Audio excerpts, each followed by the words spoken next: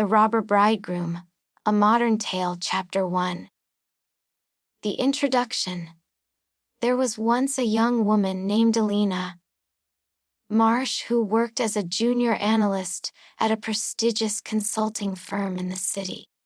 She was 26 years old, intelligent and ambitious, with dark hair that fell in waves past her shoulders and eyes that her mother always said were too trusting for the world they lived in.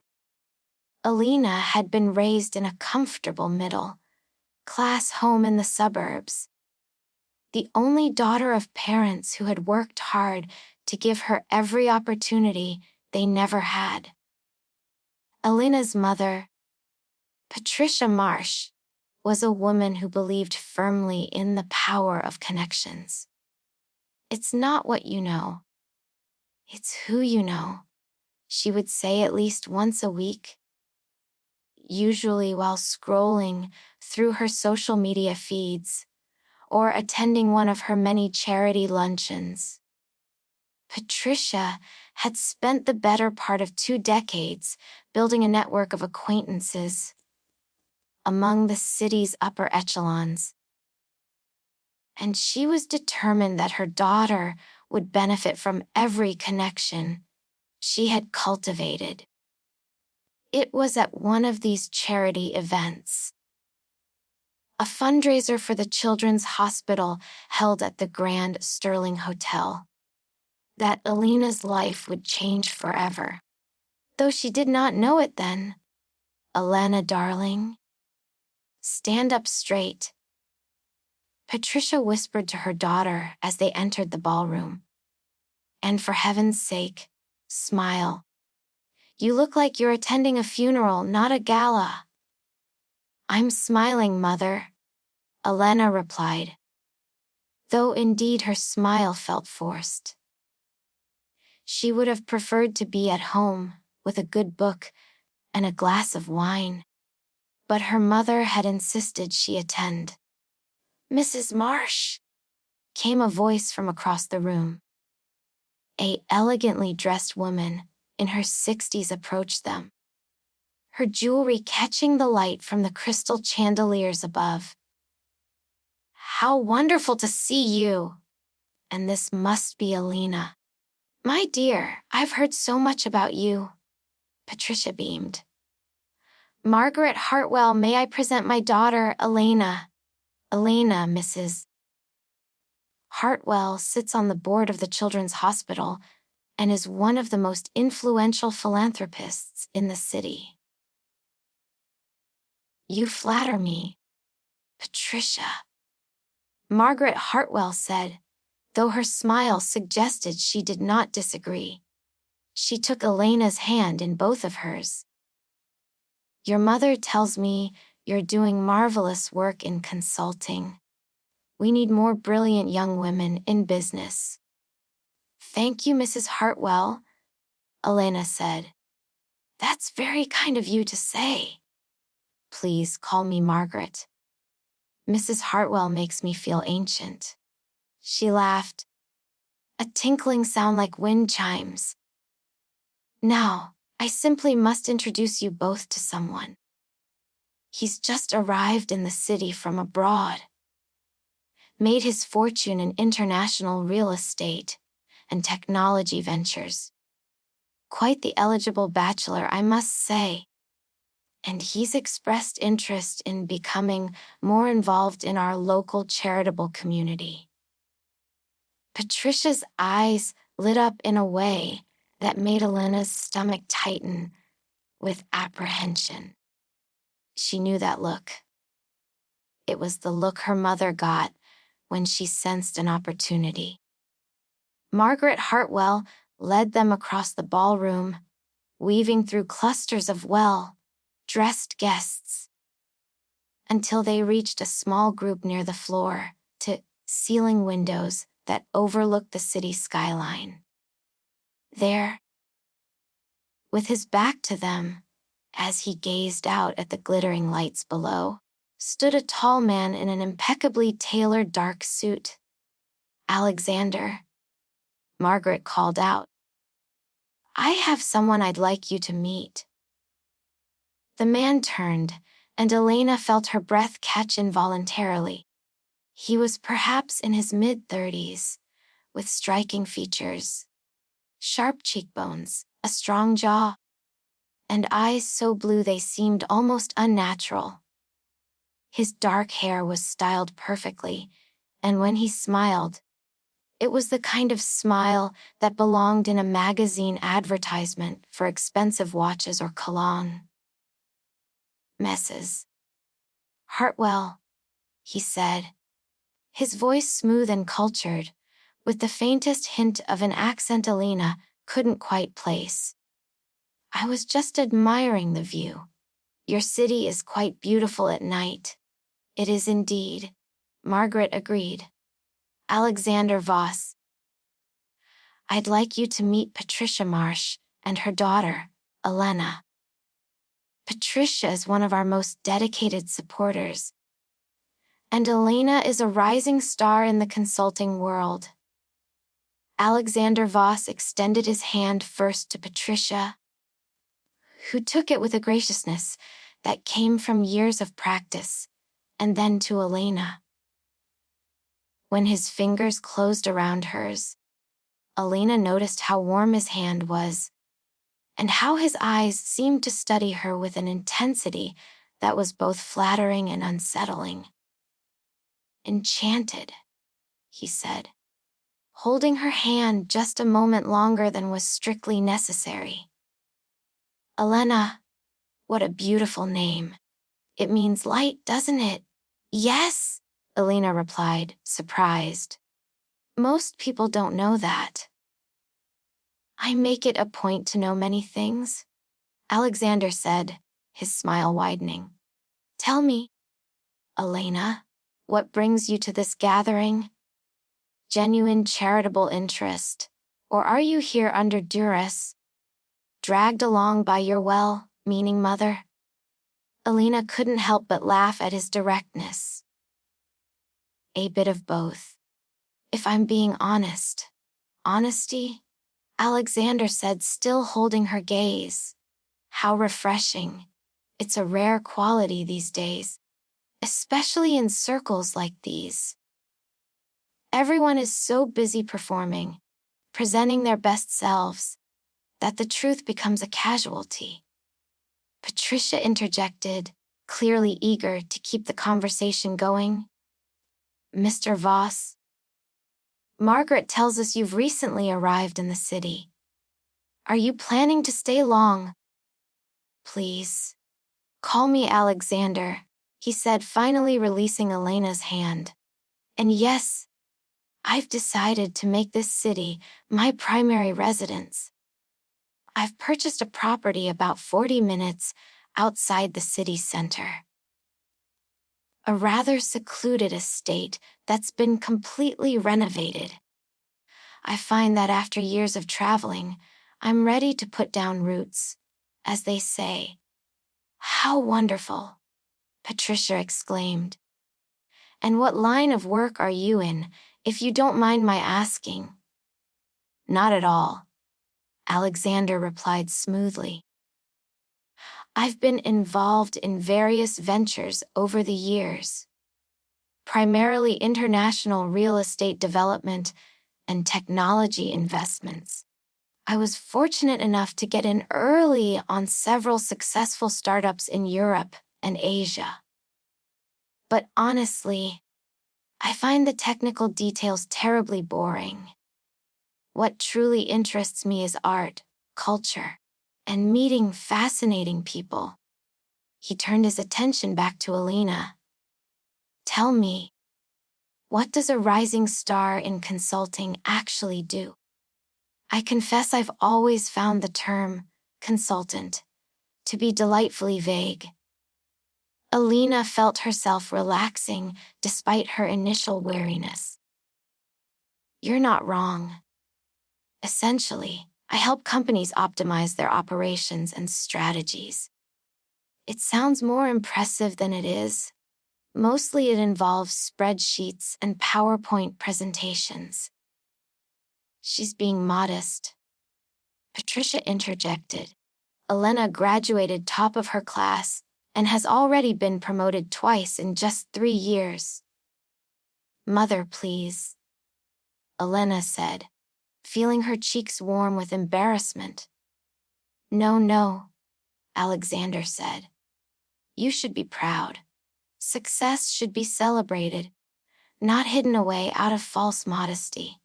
In my experience, those who accomplish great things often fail to give themselves enough credit.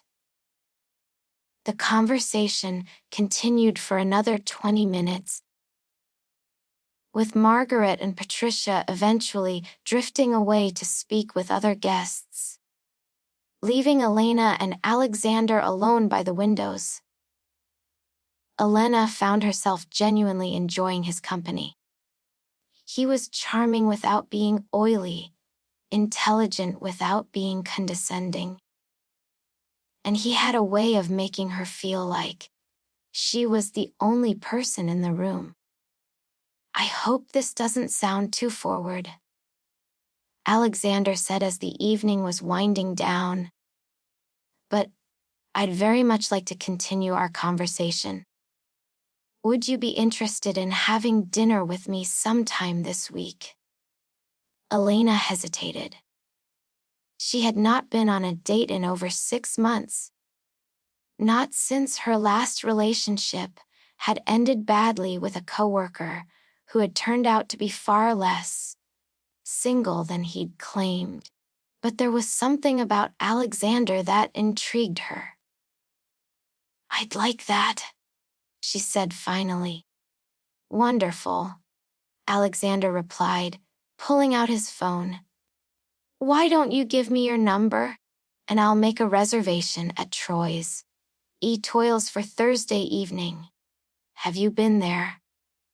I haven't, Elena admitted.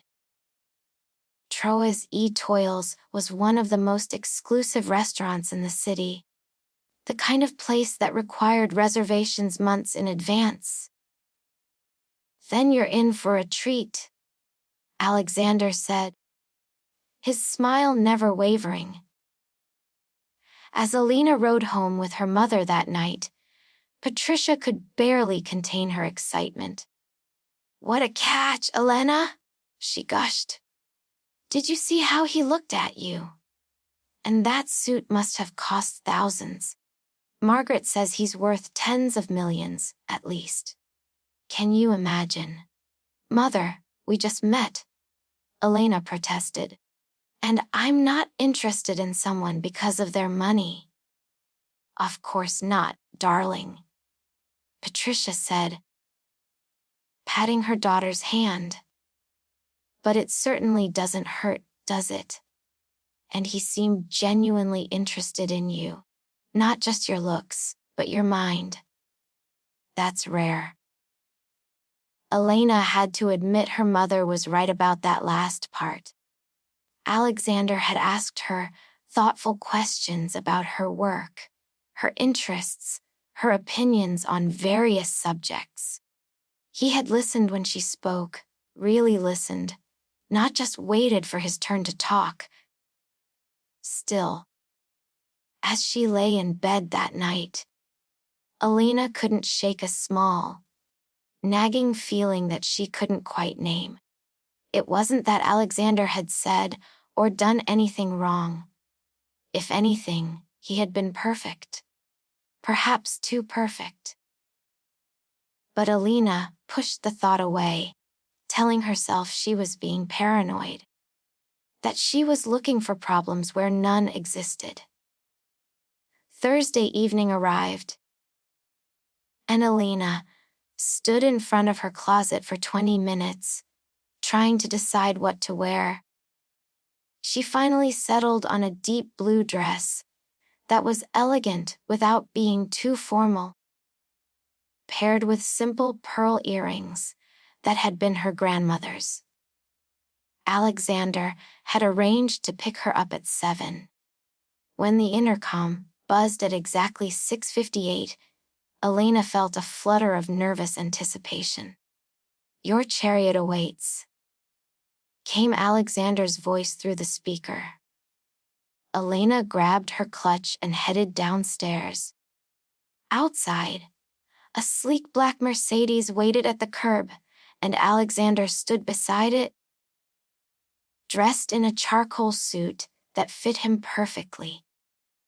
He opened the passenger door for her with a slight bow. "You look absolutely stunning," he said as she approached. "Thank you," Elena replied, sliding into the leather seat. "You clean up pretty well yourself." The restaurant was everything Elena had heard and more. The maître d' greeted Alexander by name and led them to a private table in a corner of the dining room, where a single candle flickered between them. The meal was exquisite. Course after course of culinary artistry that would have made Elena's Instagram obsessed friends weep with envy, and the conversation flowed as easily as the wine Alexander ordered. "Tell me something about yourself that would surprise me," Alexander said over dessert, a delicate creation involving dark chocolate and raspberries. Elena thought for a moment. "I'm a terrible singer, but I love karaoke, and I mean terrible. Dogs howl when I attempt to see a line Diane." Alexander laughed, a genuine sound that made his eyes crinkle at the corners. "That does surprise me. You seem like someone who would be good at everything she attempts." "Hardly," Elena said. "I'm a disaster in the kitchen. I once set off the fire alarm making toast." "Well, we all have our weaknesses," Alexander said. "Mine is that I'm something of a collector, which my friends tell me borders on obsessive. Art, rare books, vintage wines. I have trouble resisting acquiring beautiful things." The way he said it, looking directly at her, made Elena's pulse quicken. Over the next 3 weeks, Elena and Alexander saw each other regularly. He took her to gallery openings, exclusive wine tastings, a private concert at a collector's home. Each date was more elaborate than the last, and Elena found herself falling under his spell. Her friends teased her about being swept off her feet by a Prince Charming. And even Elena's typically cynical best friend, Sophia, had to admit that Alexander seemed genuine. "I ran a full background check on him," Sophia announced one evening when she and Elena met for drinks. Sophia worked in cybersecurity and had a natural distrust of everyone. "He checks out." Alexander Voss, 34 years old, Swiss mother, German father, educated at Oxford and INSE. His business ventures are legitimate. He really has made a fortune in real estate and tech. No criminal record. No secret wives or children that I could find. "You ran a background check on my boyfriend?" Elena asked, though she wasn't entirely surprised. "Of course I did," Sophia replied. "Someone has to look out for you. But honestly, Elena, he seems legit. Enjoy it. You deserve someone who treats you like a queen." It was after their 8th date, over a late dinner at a small Italian restaurant that Alexander claimed made the best carbonara outside of Rome, that he brought up his home for the first time. "I've been thinking," he said, twirling pasta onto his fork with practiced ease. "You've been so patient with me, letting me whisk you around the city to all these public places. But you haven't seen my home yet, and I'd very much like to show it to you. It's rather special to me. I'd love to see it, Elena said. Would this weekend work for you? Alexander asked. I have to travel to Singapore on Monday for a business meeting, and I'd like to spend some quality time with you before I leave. We could make a weekend of it. I have plenty of guest rooms, of course. Nothing presumptuous.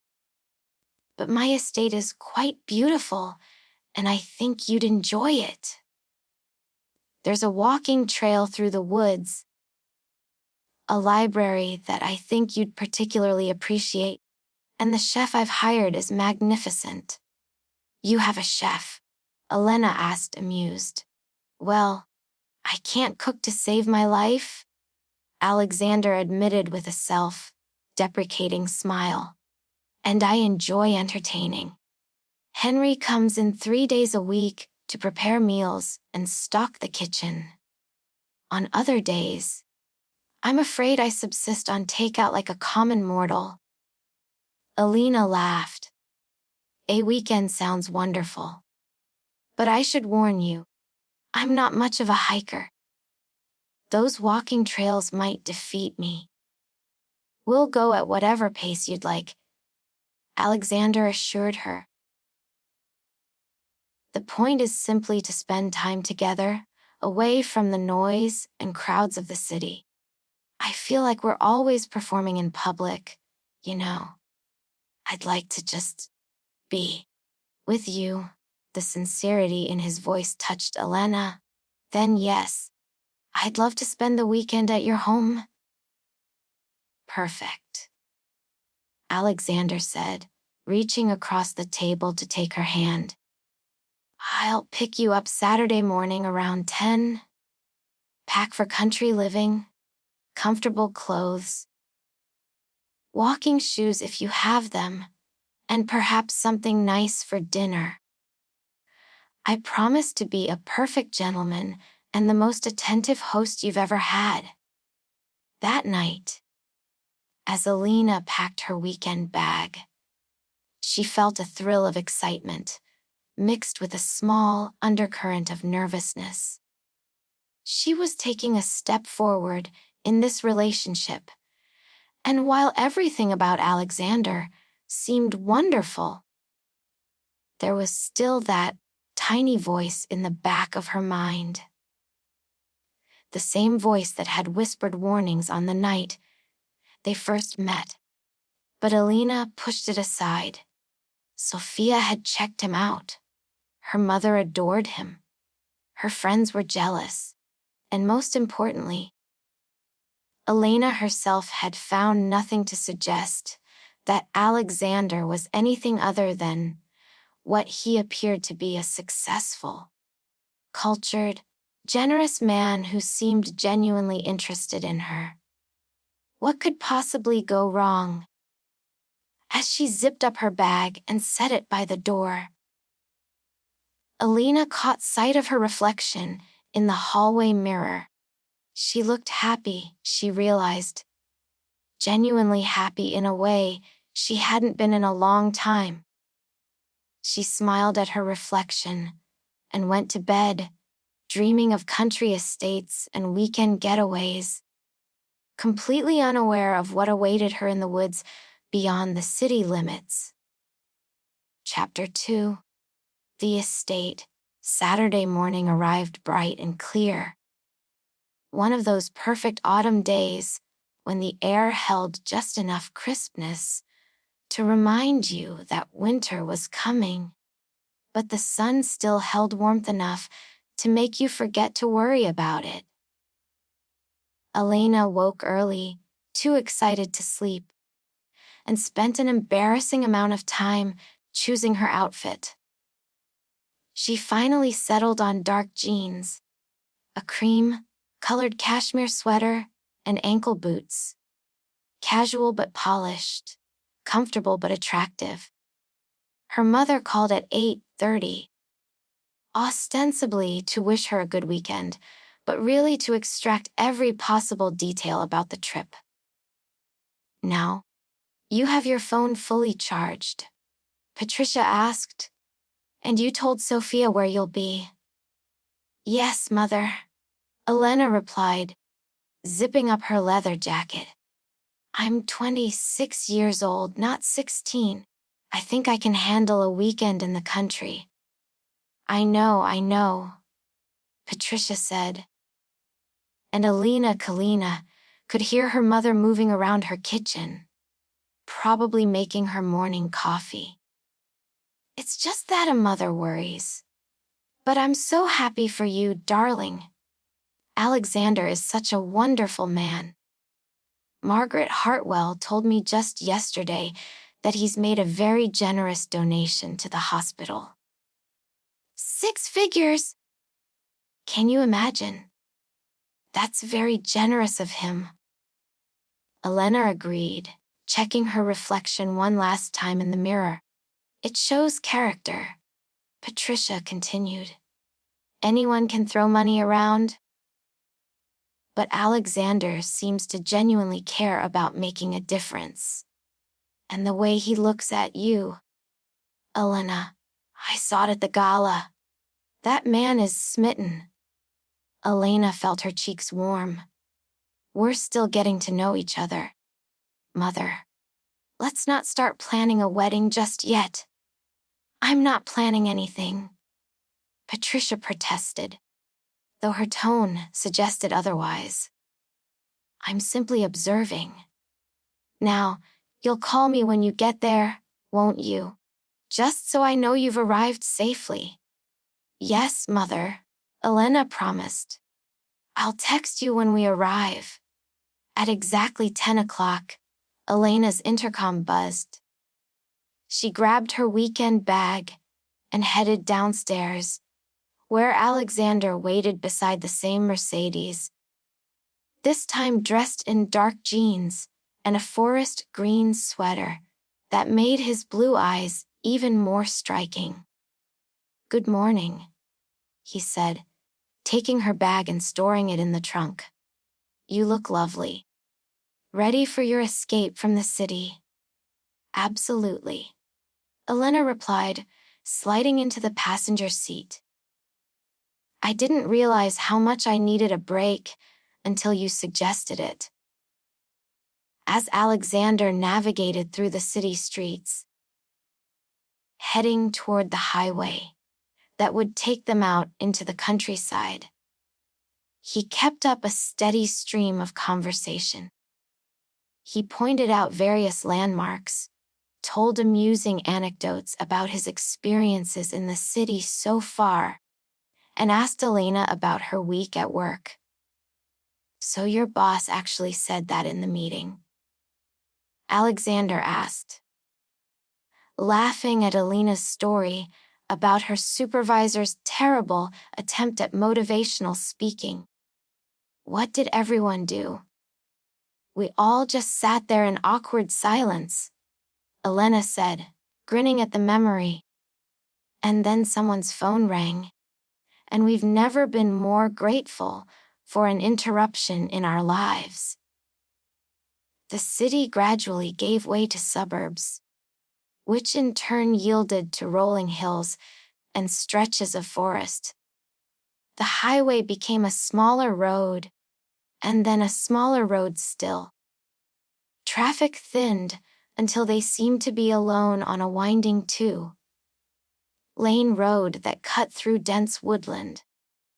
It's beautiful out here, Elena observed, watching the trees flash past. How far is your estate? Not much farther, Alexander replied. About 5 more minutes. It's quite secluded. That's what attracted me to the property. In my line of work, I'm constantly surrounded by people. Always on calls, always in meetings. I needed a sanctuary. A place where I could truly disconnect and recharge. He turned off the main road onto what appeared to be a private drive, marked only by a discreet bronze plaque that read, Blackwood Estate, mounted on a stone pillar. The driveway itself was nearly a quarter-mile long, lined with old, growth trees whose branches formed a canopy overhead, dappling the road with shadows and light.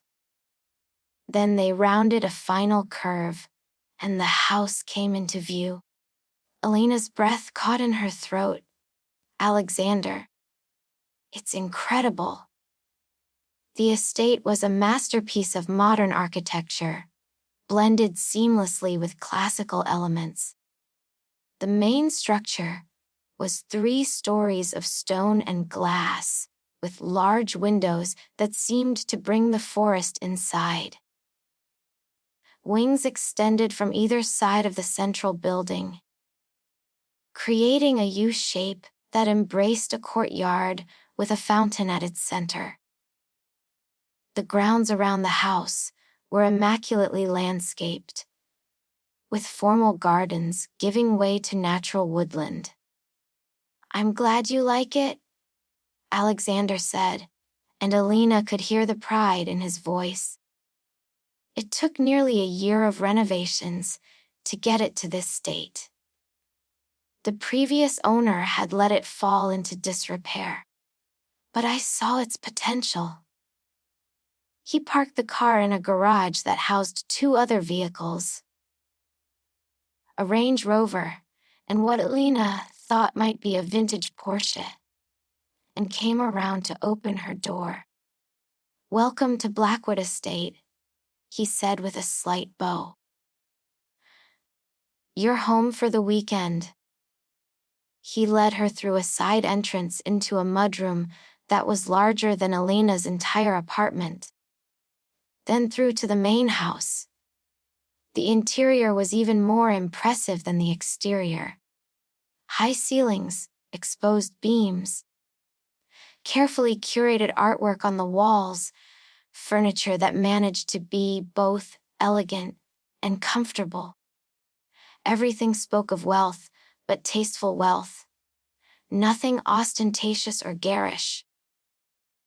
"This is the main living area," Alexander explained as they walked through a great room with a stone fireplace, tall enough for Elena to stand in. "The dining room is through there, kitchen beyond that. My study is in the east wing, along with the library I mentioned. The west wing has the guest suites and my private quarters." "It's like a museum," Elena said, taking in a painting she was fairly certain was an original Kandinsky, but actually livable. "I've been to wealthy people's homes before where everything looks beautiful, but feels cold. This feels warm." "That's exactly what I was hoping to achieve," Alexander said, looking pleased. "A home should be lived in, not just looked at. Come, let me show you to your room, and then we can have some lunch. You must be hungry."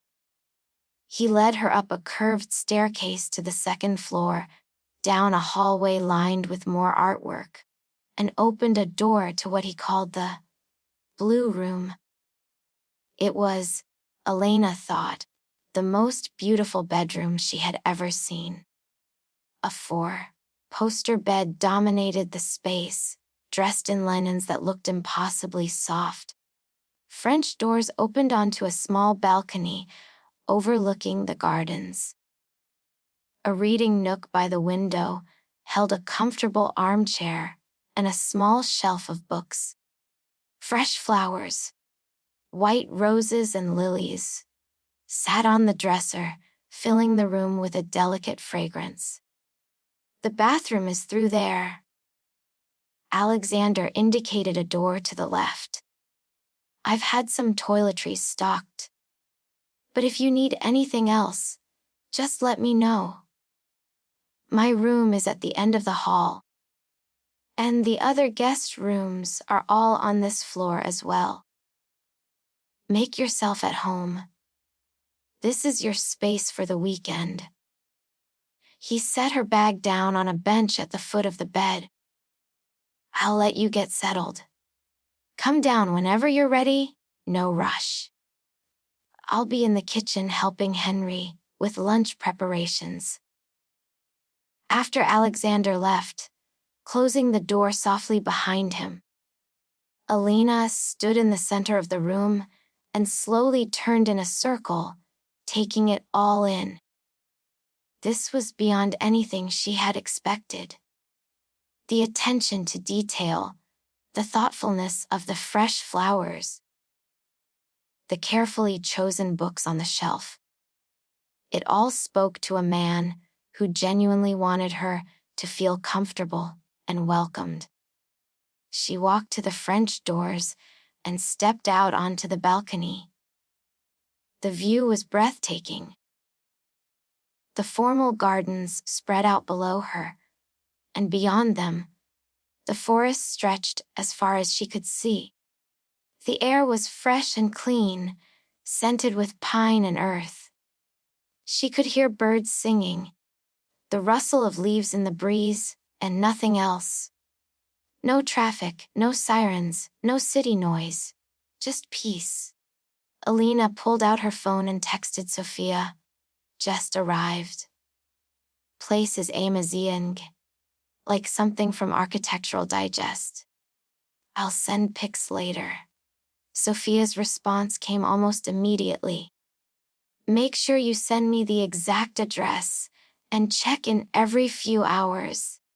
I don't care if I'm being paranoid. Elena smiled and replied, Will do. Stop worrying. Everything is perfect. She also sent a quick text to her mother. Arrive safely. The estate is beautiful. Talk later. Love you. After freshening up in the bathroom, which was, as she'd expected, immaculate and stocked with luxury toiletries, Elena headed back downstairs. She followed the sound of voices and found Alexander in the kitchen with a small, energetic man who was clearly the chef. Henry. Elena! Henry exclaimed when he saw her. He was perhaps 60, with a neat gray beard and bright, intelligent eyes. Monsieur Voss has told me so much about you. It is a pleasure to finally meet you. I hope you are hungry. I have prepared a special lunch. I'm starving, actually, Elena admitted. And it smells incredible in here. Henry is a magician, Alexander said. I stole him from a Michelin-starred restaurant in Lyon. It took a significant amount of persuasion. And a significant salary, Henry added with a wink. But I am happy here. The kitchen is magnificent, and I have creative freedom. Also, the peace and quiet. In Lyon, there is always noise, always chaos. Here I can think, I can create. Lunch was served in a glass-walled conservatory that overlooked the gardens. Henry had prepared a light but exquisite meal, a salad of mixed greens with candied walnuts and goat cheese, followed by pan-seared salmon with a lemon butter sauce, and finishing with a lemon tart that was so perfectly balanced between sweet and tart that Alina actually closed her eyes to savor it. This is dangerous, Alina said, taking another bite of the tart. I could get very used to eating like this. That's exactly my diabolical plan, Alexander replied with a smile. Lure you in with Henry's cooking, and then you'll never want to leave. After lunch, Alexander suggested a walk on the grounds. He gave her a tour of the gardens, pointing out various plants and features. A koi pond hidden among the ornamental grasses, a rose garden with varieties from around the world, a small greenhouse where Henry grew fresh herbs. The walking trails start at the edge of the formal gardens. Alexander explained as they strolled along a gravel path. They went through the woods for about 3 miles. The previous owner had them cut and maintained them meticulously. I've kept them up. I find walking helps me think. They walked for about an hour, following a trail that meandered through the forest. Alexander pointed out wildlife. A deer that bounded away at their approach, a hawk circling overhead, squirrels chittering in the trees. He was knowledgeable about the local ecosystem, talking about the different tree species and how the forest changed with the seasons. You really do love it here, don't you? Elena observed as they paused at a small clearing where a bench had been placed to take advantage of the view. I do, Alexander admitted. More than I expected to, honestly. I've lived in so many places: London, Paris, Singapore, New York. Always in the city center, always in the thick of things. But there's something about this place that feels like home in a way nowhere else ever has. They sat on the bench for a while, enjoying the quiet and the dappled sunlight filtering through the trees. Alexander put his arm around Elena's shoulders, and she leaned into him, feeling content and peaceful. "Thank you for inviting me here," she said softly. "I didn't realize how much I needed this escape." "The pleasure is entirely mine," Alexander replied, pressing a kiss to the top of her head. "Having you here makes it feel even more like home." They returned to the house as the afternoon light began to soften toward evening. Alexander suggested that Elena might want to rest before dinner, while he caught up on some emails in his study. "Henry is preparing something special for dinner," he said. "We'll eat at 8, if that works for you. It'll give you time to relax. Maybe take a bath. I had the tub in your bathroom filled with those bath salts Henry's wife makes. They're supposed to be quite wonderful." Elena did exactly that. She ran a bath in the enormous clawfoot tub, poured in the lavender-scented salts, and soaked for nearly an hour while reading one of the books from the shelf in her room.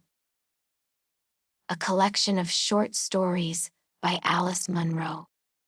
The bath was blissful, the book was engaging, and Elena found herself thinking that this might be one of the most perfect days she'd had in years. She dressed for dinner in the nice outfit she'd packed. A simple black dress that could be dressed up or down, paired with the pearl earrings. When she came downstairs at 5 minutes to 8, she found Alexander waiting in the living room, changed into dark slacks and a white shirt with the sleeves rolled up. "You look beautiful," he said, standing to greet her. "I hope you're hungry." Henry has truly outdone himself. Dinner was served in the formal dining room, at a table that could easily seat 12, but was set intimately for 2 at one end. Candles provided the primary lighting, supplemented by the warm glow from a fireplace where a small fire crackled. Henry had prepared a 5-course meal that was a work of art and a muse. Boch of butternut squash soup, seared scallops with cauliflower puree, a palate cleansing sorbet, beef tenderloin with truffle sauce, and finally a chocolate soufflé that was so light it seemed to defy physics. Throughout the meal, they talked. Alexander was a skilled conversationalist, asking thoughtful questions and sharing stories from his travels. He spoke about art and literature, politics and philosophy, always in a way that invited discussion rather than pontificating. "You're different here," Elena observed over dessert. "More relaxed. In the city, there's always this sense that you're performing, I guess. Being the charming businessman, the sophisticated cosmopolitan. But here, you seem more yourself."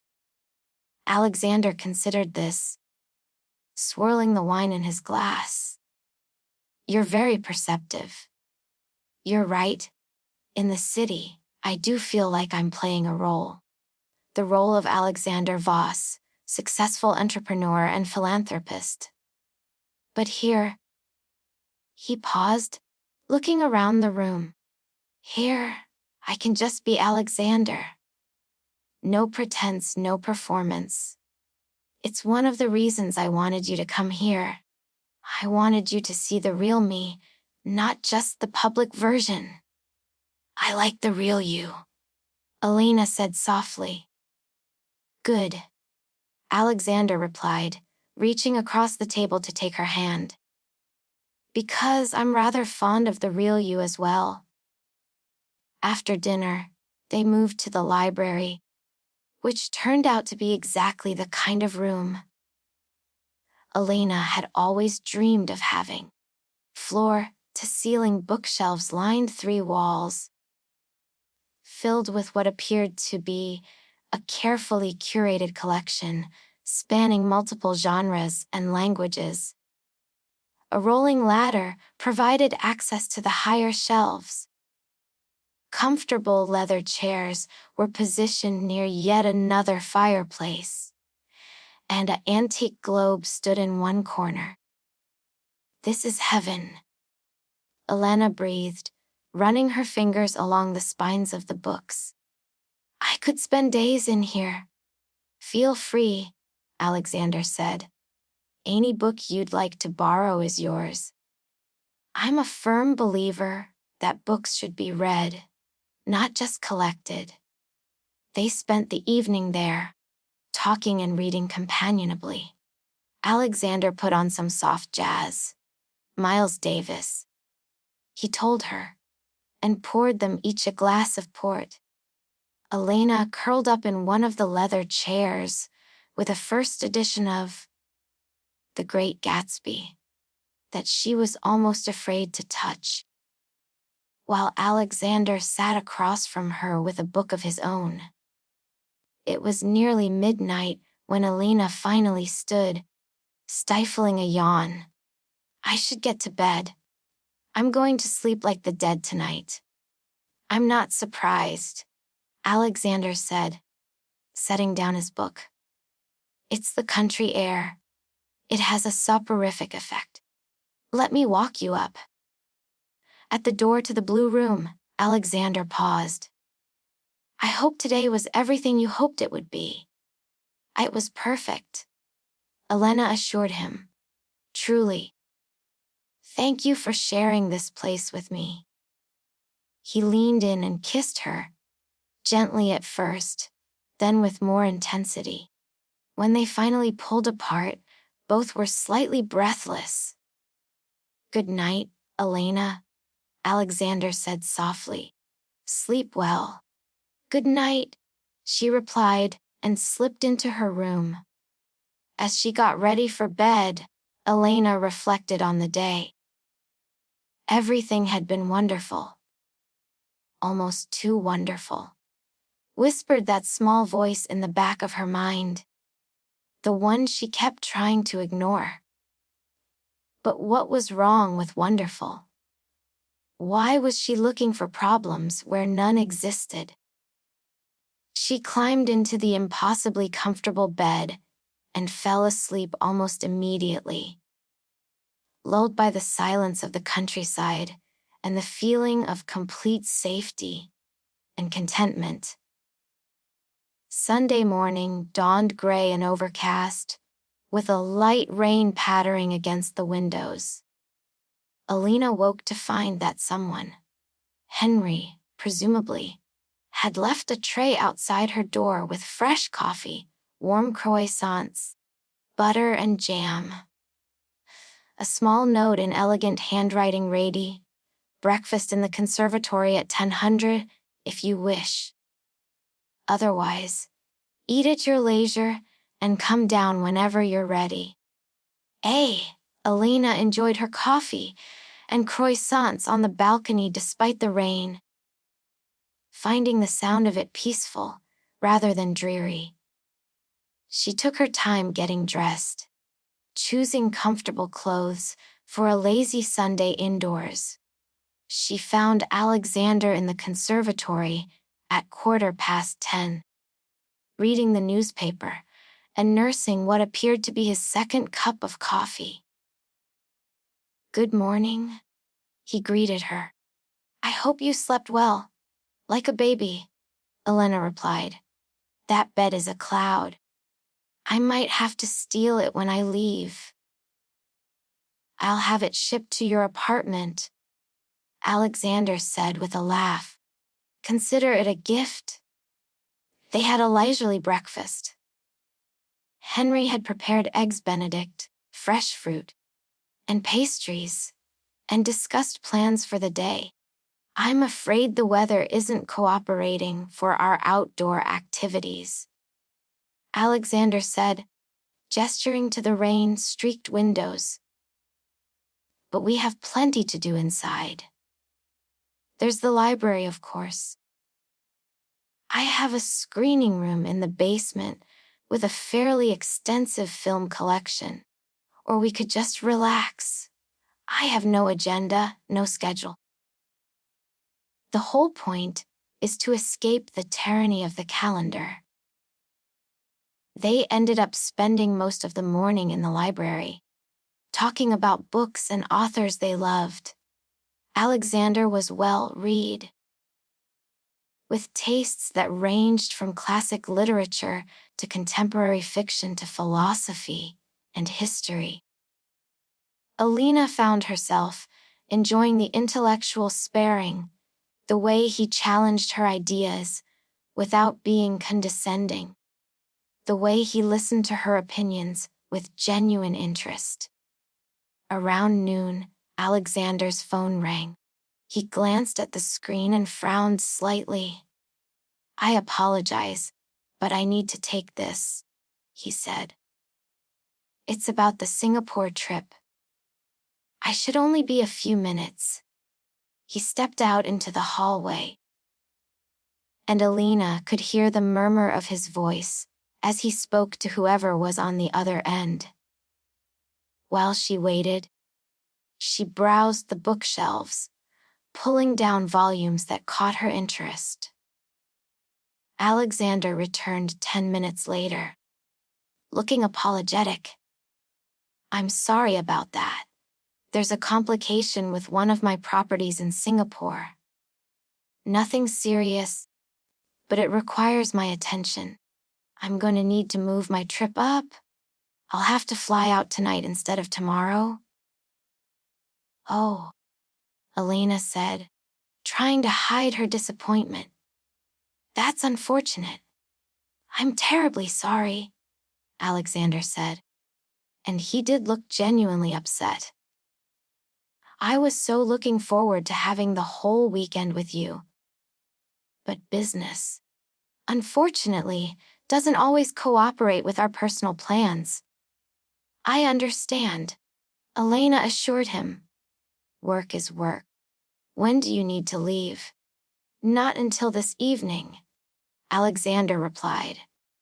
"My flight isn't until 9, so we still have the afternoon together.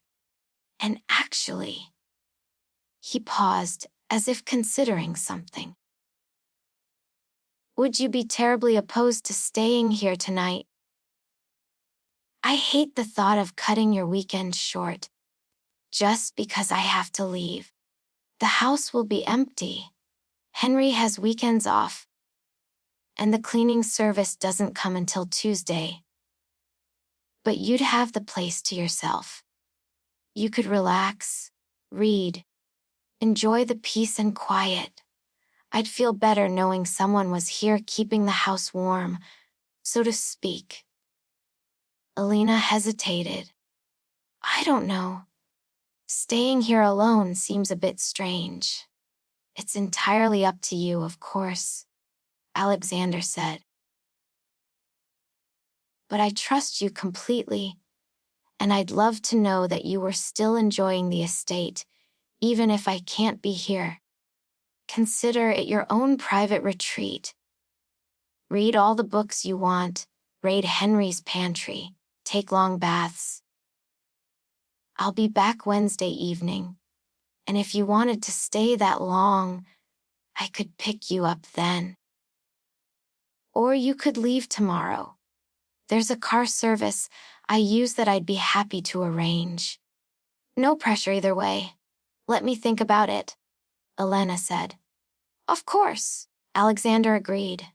Now, what would you like for lunch? Henry left everything prepared before he left yesterday. I'm not much of a cook, but I can certainly plate what he's prepared. They had lunch together. A cold cucumber soup and sandwiches that Henry had left ready in the refrigerator.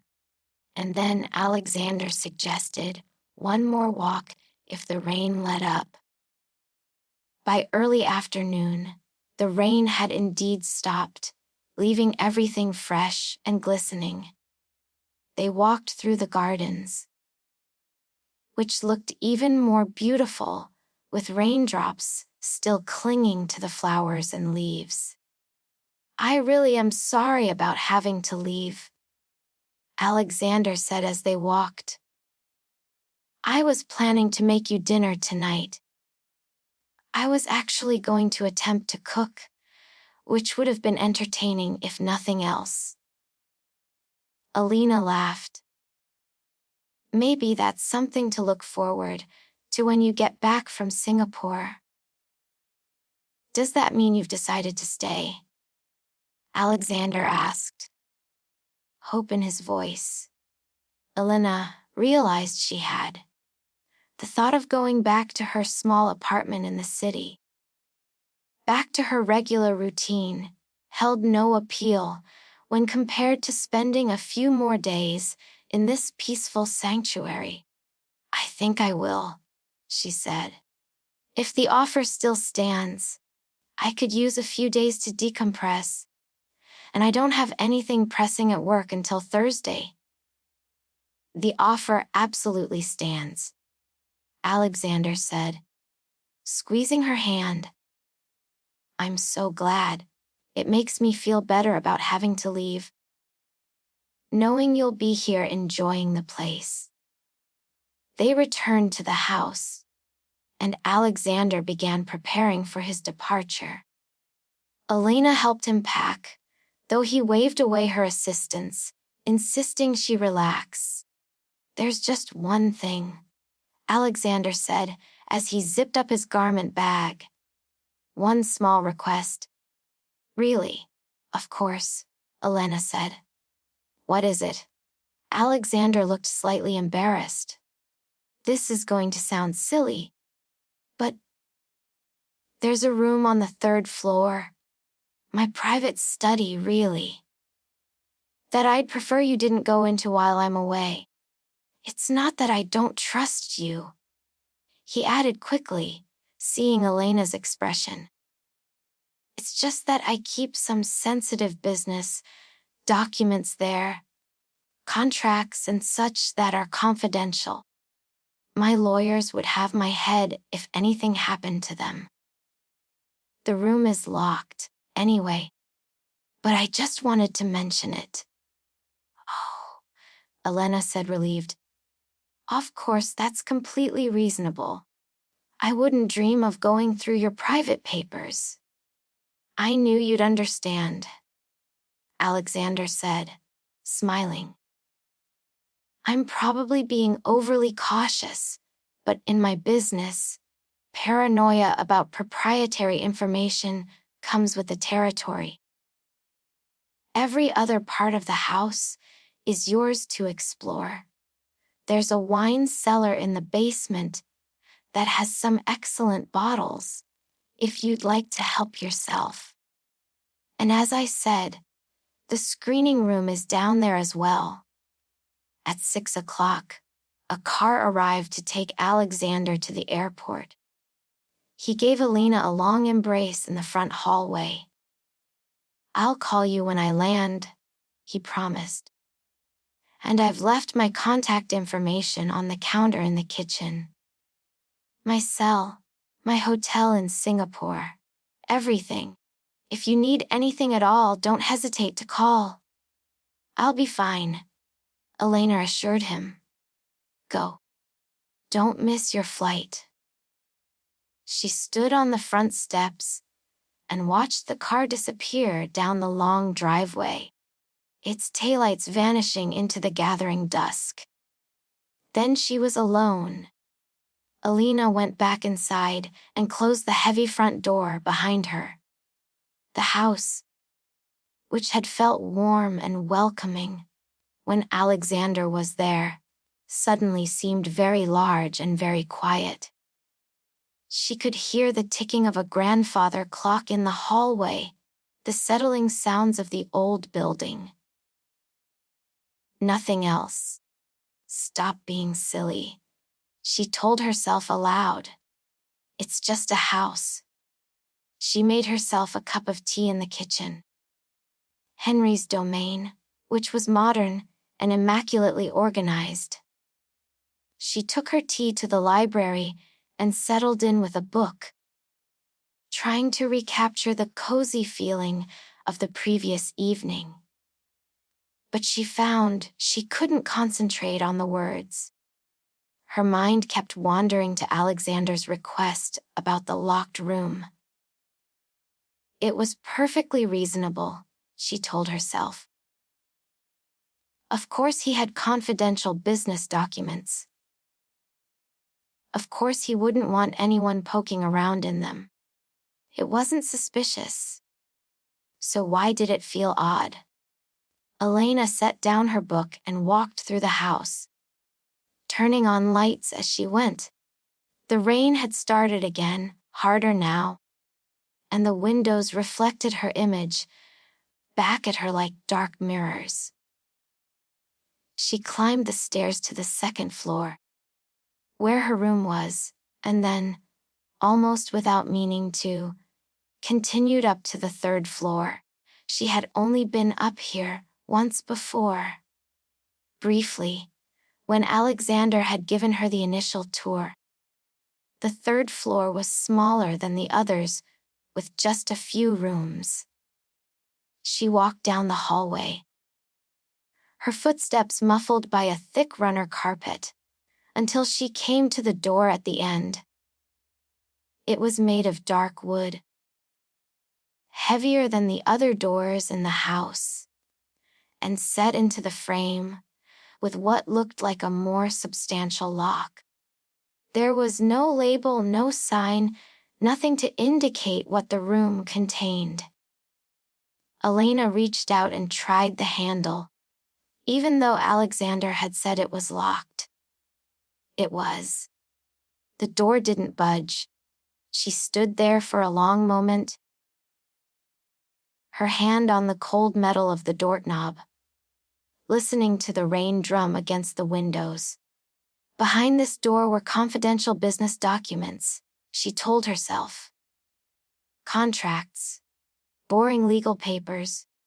Nothing mysterious, nothing sinister.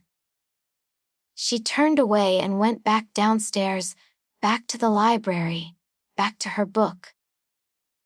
But the feeling of unease had settled in her stomach like a stone, and no amount of rational thinking seemed able to dislodge it. Elena spent a restless night, her sleep disturbed by strange dreams she couldn't quite remember upon waking. Monday morning arrived gray and wet, the rain still falling steadily. She had breakfast alone in the large dining room. The silence broken only by the sound of rain and her own movements. She tried to enjoy her solitary retreat. She truly did. She read, she explored the wine cellar, and found an excellent Bordeaux that she opened to have with lunch. She even ventured down to the screening room and watched an old Hitchcock film. But all the while, that locked door on the third floor seemed to call to her. A puzzle she couldn't solve, a question she couldn't answer. By Monday evening, the curiosity had grown from a whisper to a shout in her mind. Elena stood in the library, a book forgotten in her hands, staring up at the ceiling as if she could see through it to the third floor above. This is ridiculous, she told herself. You're being paranoid. There's nothing suspicious about a locked room. You're letting your imagination run wild. But even as she said it, she knew she wouldn't be able to let it go.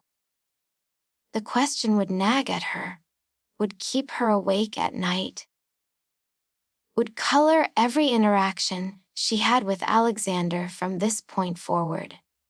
Unless she resolved it. What was behind that door?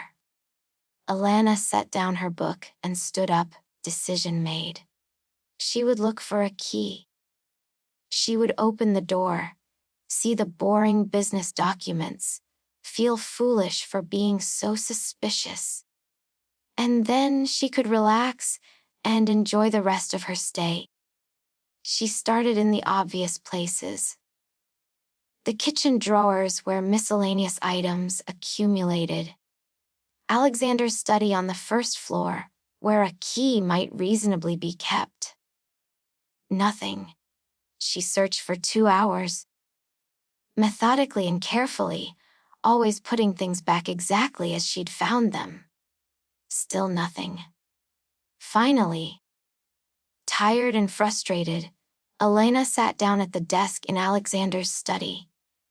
There was a laptop there, closed.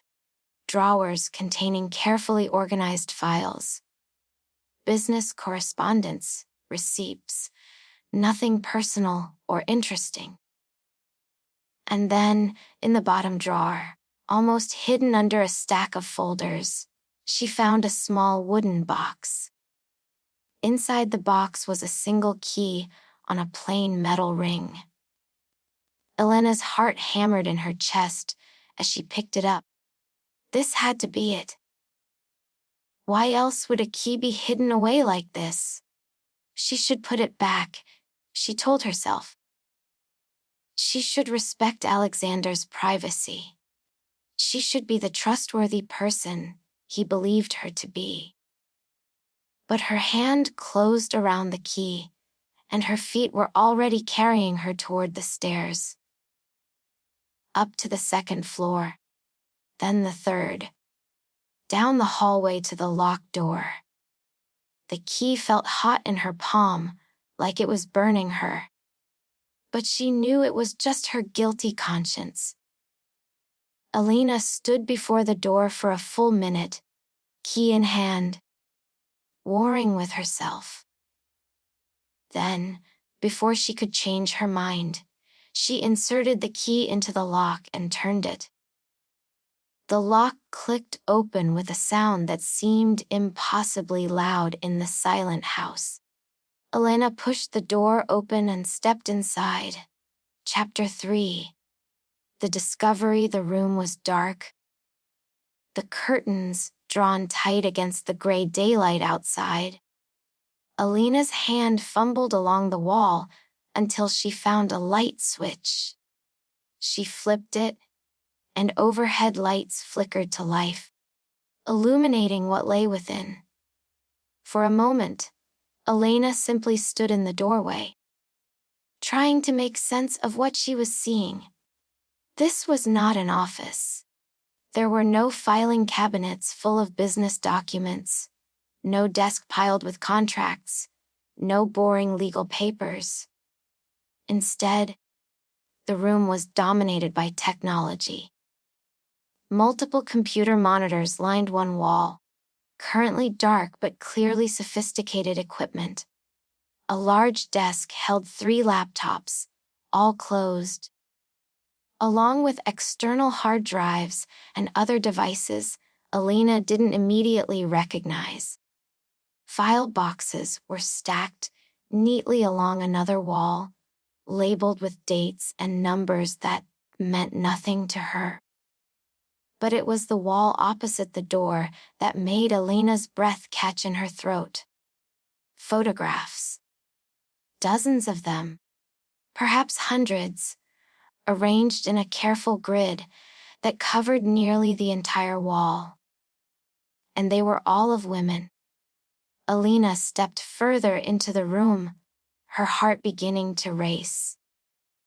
The photographs were professional quality, some clearly taken without the subject's knowledge.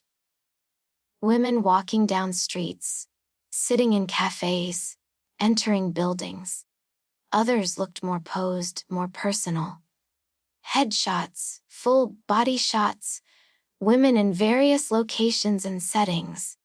She moved closer, studying the images. The women were all roughly the same type. Dark-haired, slender.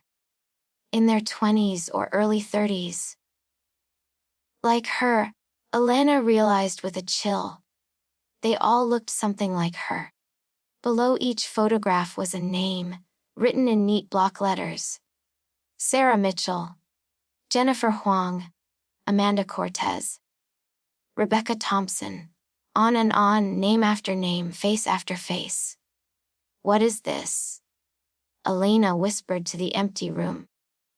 With shaking hands, she pulled out her phone and began taking pictures of the wall.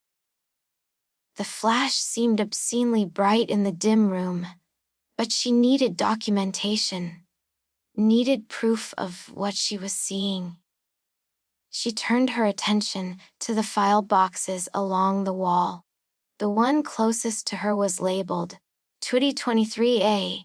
She pulled it down and opened it.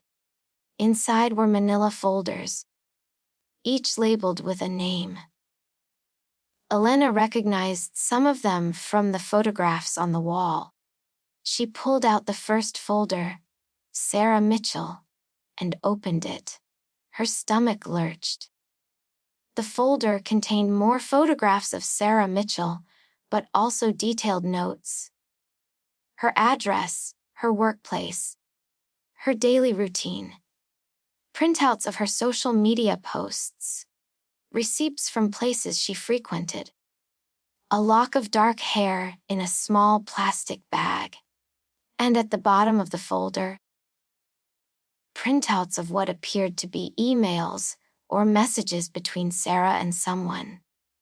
The sender's name was redacted, but the content made it clear this was correspondence between Sarah and a romantic interest.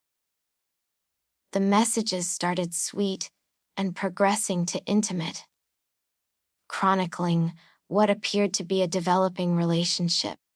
The last few messages in the stack showed Sarah making plans to visit the estate for a weekend. The final document in the folder was a death certificate. Sarah Mitchell had died on October 15, 2023. Cause of death: accidental drowning. Alana's hands were shaking so badly now that she nearly dropped the folder. She set it carefully back in the box and pulled out another one. Jennifer Huang. The same pattern. Photographs, notes, personal information, correspondence showing a romance, plans for a visit. Death certificate. Jennifer Huang. December 2. Cause of death: accidental fall. Amanda Cortez, January 28, 2024. Accidental overdose. Rebecca Thompson. March 14. Carbon monoxide poisoning, accidental. Oh God. Alana breathed. Oh God, oh God, Oh God! She stumbled backward, away from the boxes, her mind reeling. This couldn't be real. This couldn't be happening. But the evidence was right in front of her, meticulously organized and documented. Alexander was killing women. Women who looked like her. Women he romanced and lured to this estate and then murdered. And she was here. Alone. In his house. In the middle of nowhere. Elena's first instinct was to run, to grab her things and flee immediately.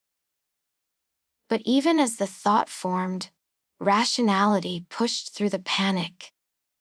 She was 40 minutes from the city, in the middle of a rainstorm, without a car. Running blindly into the woods would accomplish nothing except getting her lost and wet. She needed to be smart. She needed to think. Elena forced herself to take deep breaths to calm the frantic hammering of her heart. She was still safe. Alexander was in Singapore. She had watched him leave, had seen the car drive away. Even if he somehow knew she'd found this room, he couldn't get back here for at least a day. Probably 2. She had time. She turned back to the wall of photographs, studying them more carefully now. How many women were there? She counted quickly. 73 photographs. 73 women. But not all of them could be dead, surely. Some of these photos looked recent. Some might be what? Targets? Potential victims? Elena's eye caught on a photograph in the upper right corner of the wall. The woman in it was familiar. Very familiar. It was her. Elena stared at her own face looking back at her from the wall. It was a photo she recognized. One that had been on her company's website, taken about 6 months ago. Below it? Her name, Elena Marsh. Next to her photograph was another one, this one clearly taken without her knowledge. She was walking out of her apartment building, coffee cup in hand, probably heading to work. She was wearing an outfit she remembered. That had been just 2 weeks ago, the Thursday before she met Alexander. Before she met him. Which meant he had been watching her, photographing her. Before they were ever introduced at the charity gala. Their meeting hadn't been chance. It had been planned. Elena felt bile rise in her throat. Every moment of their courtship, every seemingly perfect date, every thoughtful gesture. It had all been an elaborate setup, a spider weaving a web to catch his prey. She forced herself to turn away from her own photograph and continue her search of the room. She needed more information. She needed to understand the full scope of what Alexander was doing. The computers. He would have more information on the computers. Elena sat down at the desk and opened the first laptop. It immediately prompted her for a password. She tried a few obvious options. Alexander Voss. Blackwood. But none worked. She didn't have time to try to hack into his computer. And she didn't have the skills anyway. But the hard drives. The external hard drives weren't password protected. She picked up the first one and connected it to the laptop. After a moment, a folder opened, revealing hundreds of files. Video files. Elena's hand hovered over the trackpad. Did she really want to see what was on these videos? Did she need to? Yes. She needed to know. She needed to understand what she was dealing with. She clicked on the first video file. It opened to show a room Elena didn't recognize. A bedroom. Expensively furnished, but in a different style than the rooms here at Blackwood Estate. The camera was stationary, positioned to capture the entire room, and seemed to be hidden. The angle suggested it was placed high up, maybe in a vent or behind a picture frame. A woman entered the frame. Dark-haired, slender, wearing a cocktail dress. She looked happy, slightly flushed, as if she'd been drinking. A moment later, Alexander entered behind her. Alina couldn't bear to watch. She closed the video and scrolled through the files. There were dozens of them, each labeled with a date and what appeared to be initials. She recognized some of the initials from the folders. SM, JH, ACRT, Sarah Mitchell, Jennifer Huang, Amanda Cortez, Rebecca Thompson. He had recorded everything. Alina felt sick. She closed the laptop and pushed away from the desk, pacing the room, trying to think. She needed to get out of here. She needed to get this evidence to the police. But she also needed to be careful. If Alexander found out she knew, if he came back early, her phone, she should call someone. Sophia. The police. Alina pulled out her phone and looked at the screen. One bar of signal. Out here in the countryside, cell service was spotty at best. She tried calling Sophia anyway. The call connected, rang once, then dropped. She tried again. Same result. Damn it, Elena muttered. She tried 911. This time the call didn't even connect. Okay. No phone. But she had her car. No, wait.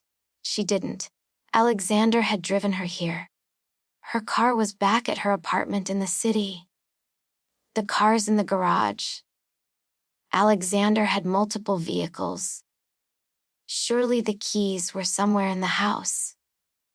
But even if she found them, if she drove away now, Alexander would know she'd discovered his secret as soon as he returned and found her gone. He'd run. He'd disappear. And he'd probably kill again.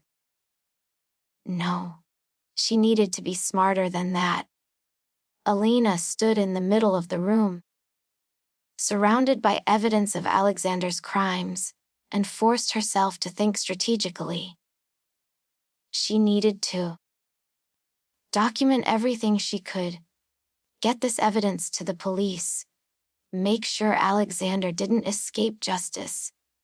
A plan began to form in her mind. Alina spent the next 2 hours methodically photographing everything in the room.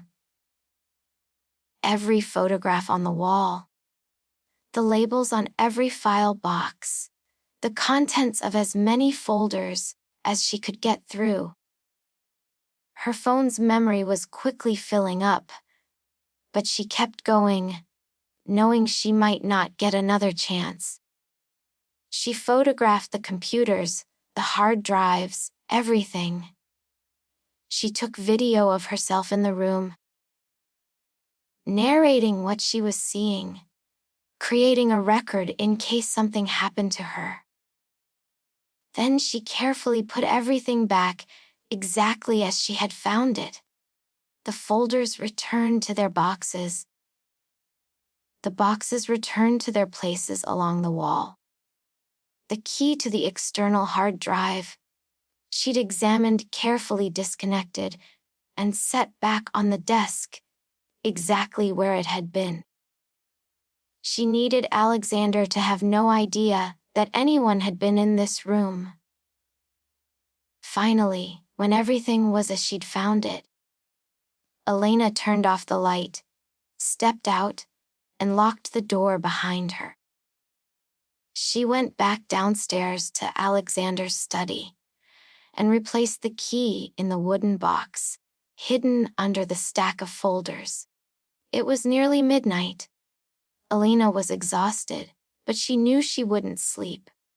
Instead, she went to the kitchen and made herself a strong cup of coffee. She needed to upload these photos somewhere safe. Somewhere Alexander couldn't access even if something happened to her phone. She needed backup. The laptop in the library. It wasn't password protected. It was clearly meant for guests to use. Elena brought her phone and a charging cable to the library and connected her phone to the laptop. The internet connection was strong here. Elena created a new email account using a pseudonym and emailed all the photos and videos to it. Then she uploaded them to a cloud storage service, again using an anonymous account. Finally, she sent a carefully worded email to Sophia. Soph, if you're reading this, something has gone wrong. I'm at Alexander Voss's estate, Blackwood Estate, about 40 minutes outside the city on Route 47. The address is in an earlier text I sent you. I've discovered something terrible. Alexander is not who he claims to be. He's been killing women. I have evidence, lots of it, stored in the cloud account, an email address included below. If something happens to me, please go to the police immediately and show them this email and the evidence. Tell them to search the third floor-locked room. And Soph, be careful. He's dangerous. Much more dangerous than anyone knows. She added the login information for the cloud storage and email accounts. Then saved the email as a draft. She didn't send it. Not yet. Sending it now would start a chain of events that might alert Alexander before she was ready. But if something went wrong, if she didn't check in with Sophia within a certain time frame, Sophia would worry. Sophia would investigate, and she would find this email waiting to be sent. Elena set up a delayed send for the email 48 hours from now, unless she canceled it. She had 48 hours to figure out what to do. Elena spent the rest of the night in the library. Unable to sleep, jumping at every creak and settling sound of the old house. She kept her phone close, checking obsessively to make sure the photos and videos had uploaded successfully. They had. By the time dawn broke, gray and rainy, Elena had made her decision. She couldn't run. Running would let Alexander escape. She needed to trap him. To expose him, to make sure he faced justice for what he'd done to those women. And she thought she knew how to do it. Alexander had told her he was returning Wednesday evening. He had also mentioned, in one of their earlier conversations, that he was planning to throw a dinner party soon. An engagement party, he'd called it. Joking that perhaps one day, it would be for the two of them. What if she convinced him to move that party up? What if she could get him to invite people here?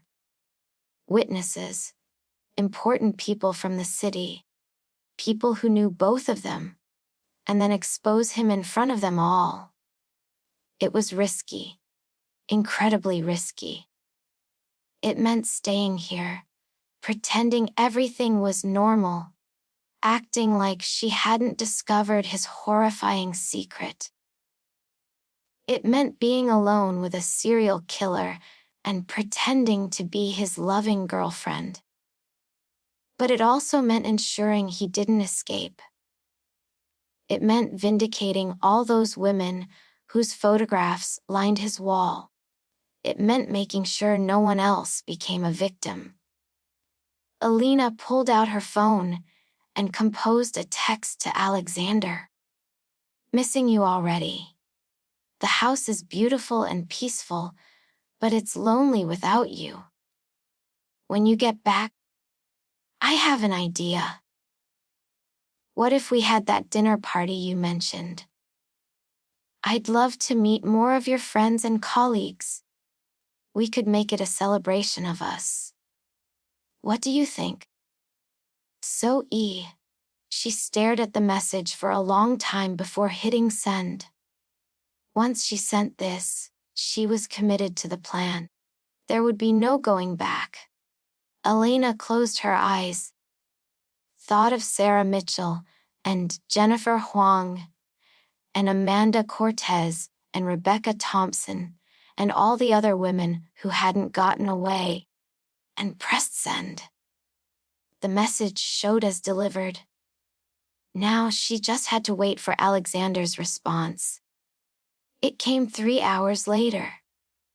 Elena had dozed off in the library chair, her phone clutched in her hand, and the vibration of the incoming message jolted her awake. What a wonderful idea! I love it. Let me make some calls. I think I can arrange something for Friday evening. How does that sound? I'll invite some people from the city, make it a proper affair. I'm so glad you're comfortable there. You have no idea how happy it makes me to think of you in my home, surrounded by my things. Only 2 more days until I see you.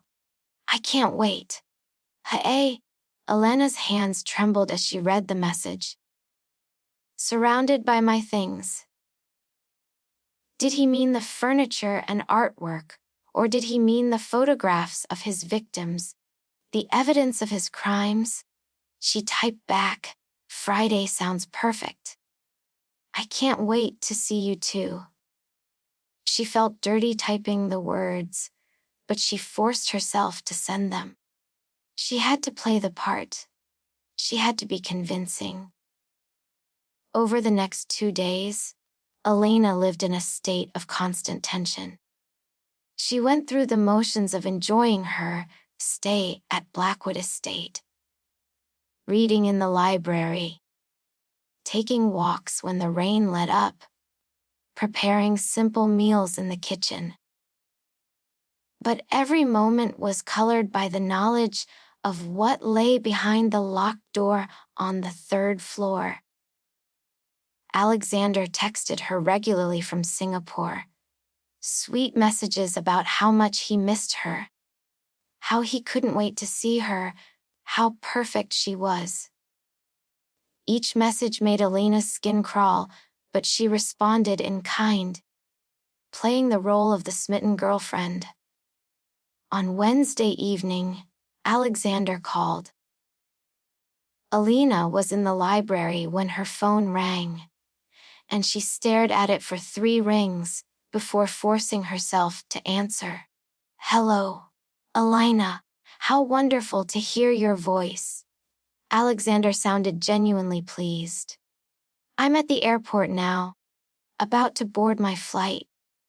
I wanted to hear you before I was stuck in the air for 15 hours. It's good to hear you too, Elena said. And she was surprised to find that her voice sounded normal, even warm. She was a better actress than she'd thought. How has your stay been? Are you thoroughly relaxed and recharged? I am, Elena replied. You were right. I needed this. The peace and quiet has been exactly what I needed. Good. And you've been comfortable. You have everything you need. Everything, Elena assured him. Henry left so much food. I couldn't possibly eat it all. And I've been working my way through your library. I'm currently reading a first edition of To Kill a Mockingbird. I'm almost afraid to touch it. Please, enjoy it, Alexander said. Books are meant to be read. So about Friday, I've made some calls. And the party is coming together beautifully. I've invited about 20 people, a mix of business associates and friends from the city. Margaret Hartwell is coming, and her husband, some people from the philanthropic community. Your mother, of course. Elena's heart stopped. My mother? Yes. I called her this morning to invite her personally. She was absolutely delighted. I hope that's all right. I thought it would be nice to have your family represented. No, that's perfect. Elena managed. Having her mother there was actually good. One more witness, one more person who would see Alexander's exposure. Excellent.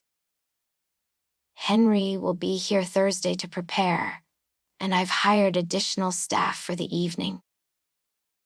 It's going to be quite the affair.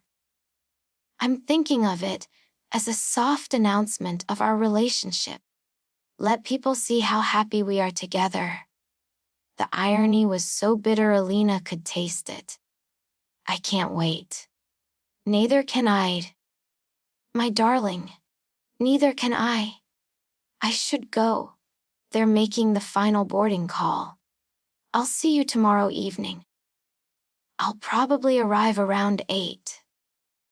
Don't wait up if you're tired, but I'm hoping you'll be awake. I've missed you terribly. I'll be awake, Elena promised. Have a safe flight. I will. Goodbye. Elena. Goodbye. Elena ended the call and sat in the silent library, her heart pounding. Her mother would be here. At the party where she planned to expose Alexander as a serial killer. This was getting more complicated. But it also made the stakes clearer. If she didn't do this, if she let Alexander continue unchecked, how long until he grew tired of her? How long until she ended up as another photograph on that wall? Another folder in those boxes, another death certificate citing an accident. And how long until he moved on to someone else? Perhaps someone's daughter. Perhaps someone like her mother's friend's daughter. No. This ended Friday. One way or another. Thursday passed in a blur. Henry arrived mid-morning with a van full of supplies and 2 assistants. He greeted Elena warmly, seeming to suspect nothing amiss, and set to work transforming the kitchen into a preparation area for the next evening's dinner party. Monsieur Voss wants everything perfect, Henry told Elena as he unpacked boxes of ingredients. 20 guests for a seated dinner.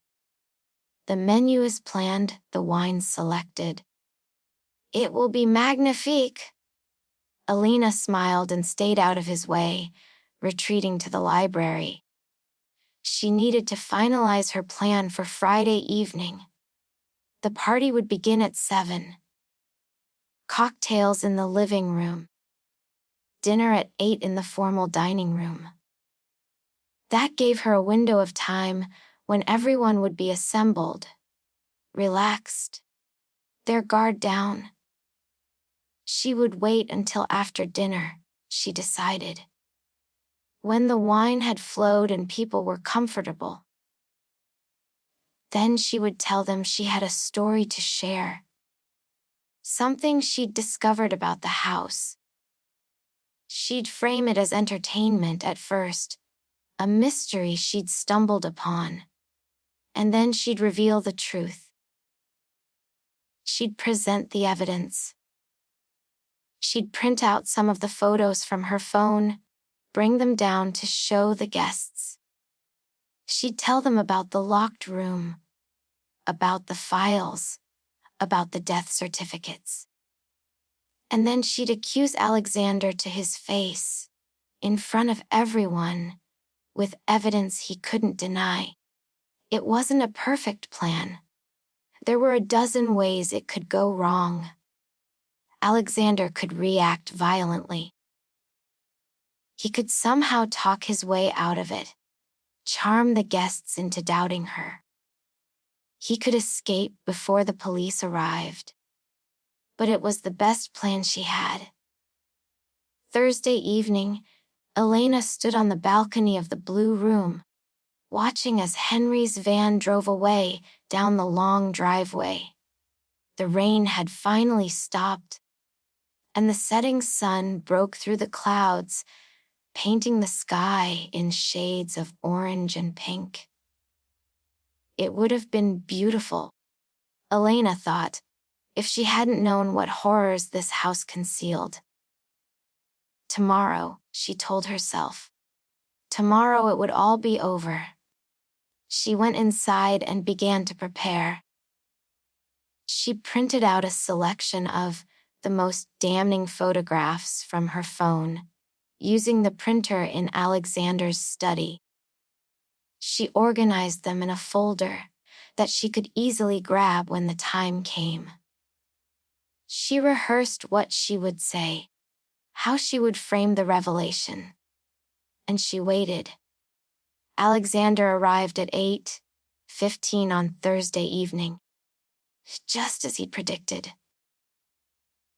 Elena heard the car in the driveway and forced herself to go downstairs to greet him, to play the part one more time. He swept her into his arms the moment he came through the door, kissing her deeply. "God, I've missed you," he murmured against her hair. 5 days felt like a month. "I missed you too," Elena said, and the lie tasted like poison on her tongue. "Come sit with me," Alexander said, taking her hand and leading her to the living room. "Tell me everything about your stay. Did you enjoy having the house to yourself?" They sat on the sofa, and Elena recounted hers. Carefully edited week.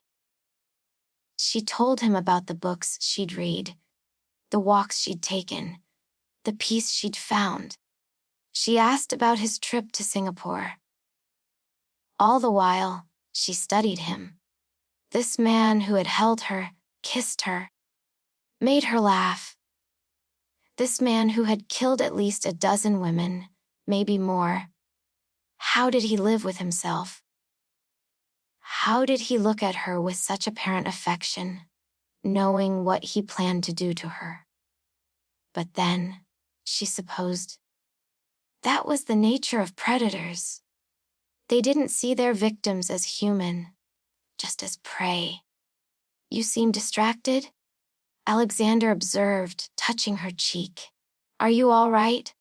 "Just tired," Elena lied.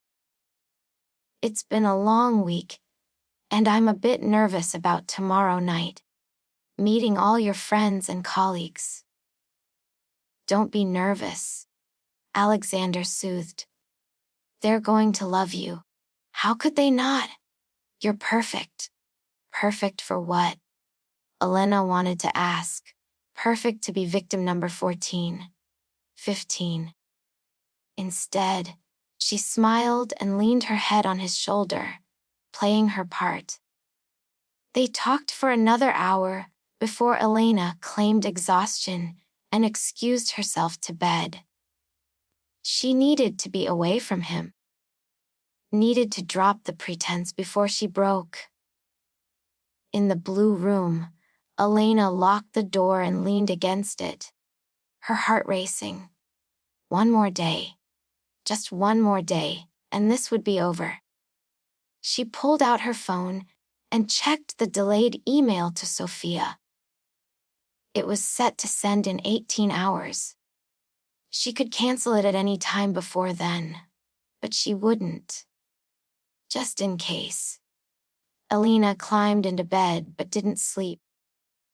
She lay in the darkness, listening to the sounds of the house, waiting for Friday to arrive, waiting for the moment when she would expose Alexander Voss for the monster he truly was.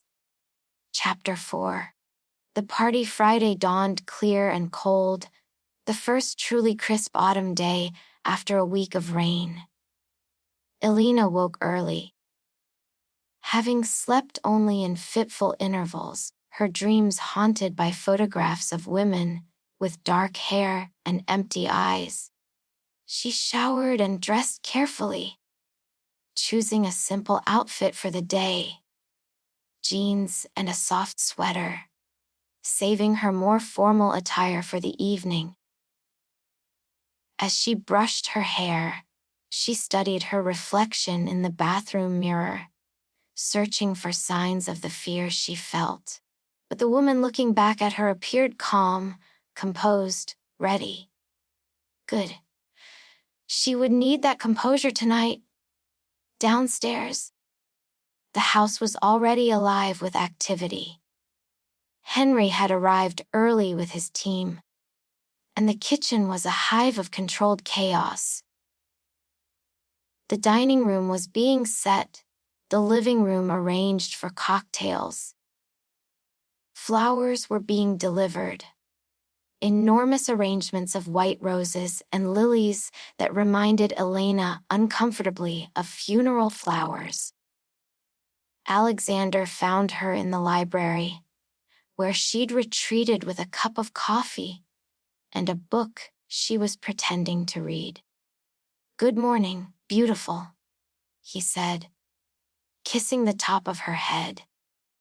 "I hope all this activity isn't disturbing you. I should have warned you." Henry becomes something of a general when he's preparing for a party. "It's fine," Elena assured him. "Actually, it's fascinating to watch. He's so organized." "That he is." Alexander sat down across from her. "I have to run a few errands in town. Picking up wine, stopping by the florist to confirm the order, that sort of thing. Will you be all right here for a few hours?" "Of course," Elena said. "I'll probably just read and stay out of everyone's way." "Perfect. I should be back by early afternoon. Our guests are arriving at 7. So we'll have time to get ready and have a quiet moment before the chaos begins." After Alexander left, Elena felt some of the tension leave her shoulders. Having him gone, even temporarily, made it easier to breathe, easier to think. She went upstairs to the blue room and pulled out the dress she'd brought for the party. It was a deep emerald green, elegant and sophisticated, with a fitted bodice and a skirt that fell to just below her knees. She'd bought it months ago for a work event and had never found the right occasion to wear it. Tonight was certainly an occasion. Elena laid the dress out on the bed and then turned her attention to the folder of printed photographs she'd compiled. She'd hidden them in her suitcase, but now she took them out and reviewed them one more time. Photographs of the wall in the locked room. Close-ups of individual pictures showing the women's faces and names. Images of the file boxes. Photos of the death certificates she'd found in Sarah Mitchell's and Jennifer Huang's folders. And finally, the photograph of herself on the wall. This was her evidence. This was what she would show the guests tonight. Elena slipped the folder into a tote bag and hid it in the back of the closet, where she could easily retrieve it when the time came. Then she went back downstairs. The house continued to transform throughout the day. The formal dining room, which Elena had only glimpsed before, was now fully revealed in all its glory. A long table was set for 22, with crystal glasses catching the light from the chandelier overhead, fine china at each place setting, and those white flowers forming a runner down the center of the table. Henry was in the kitchen, directing his team with precision. The smells wafting out were incredible. Roasted meat, fresh bread, something sweet and rich that might have been chocolate. "Miss Elena," Henry called out when he saw her. "Come, taste this sauce and tell me what you think." Elena dutifully tasted the sauce, a rich reduction that paired with the beef tenderloin Henry was preparing, and pronounced it perfect. Though in truth, she could barely taste anything. Her nerves had settled in her stomach like ice, making the thought of food almost nauseating. "You are nervous for tonight, yes?" Henry observed kindly. "Don't be. You will be wonderful. Monsieur Voss, he is so happy. I have worked for him for 6 months now, and I have never seen him like this. You are good for him, I think." If only he knew, Elena thought. If only any of them knew what Alexander really was. "Thank you, Henry," she managed. "That's very kind of you to say." Alexander returned around 2 in the afternoon, his car loaded with cases of wine and champagne. He was in high spirits, whistling as he carried the bottles down to the wine cellar, enlisting Elena to help. "I'm so excited for tonight," he told her as they worked. "Having you here, sharing this with you. It feels like a new chapter beginning, you know? Like everything before was just prologue, and the real story is starting now." The real story, Elena thought grimly. Yes, the real story would certainly come out tonight. "I feel the same way," she lied, and she was getting disturbingly good at lying to him. At 5 o'clock, Alexander suggested they both go upstairs to get ready. "I want us to make an entrance together," he said.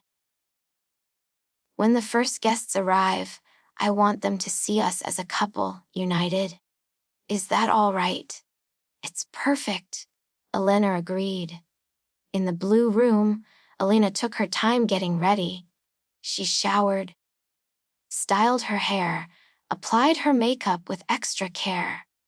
She needed to look perfect tonight, poised, confident, unshakable. She needed to appear as Alexander's beautiful girlfriend, right up until the moment she became his accuser. She slipped into the emerald dress and checked her reflection. The woman in the mirror looked elegant and composed, every inch the sophisticated partner of a wealthy man. No one would guess that her heart was hammering, that her hands had trembled as she applied her lipstick, that she was terrified of what the next few hours would bring. Ooh, Elena retrieved the folder of photographs from the closet and slipped it into the bottom drawer of the dresser, where she could access it later. Then she checked her phone one more time.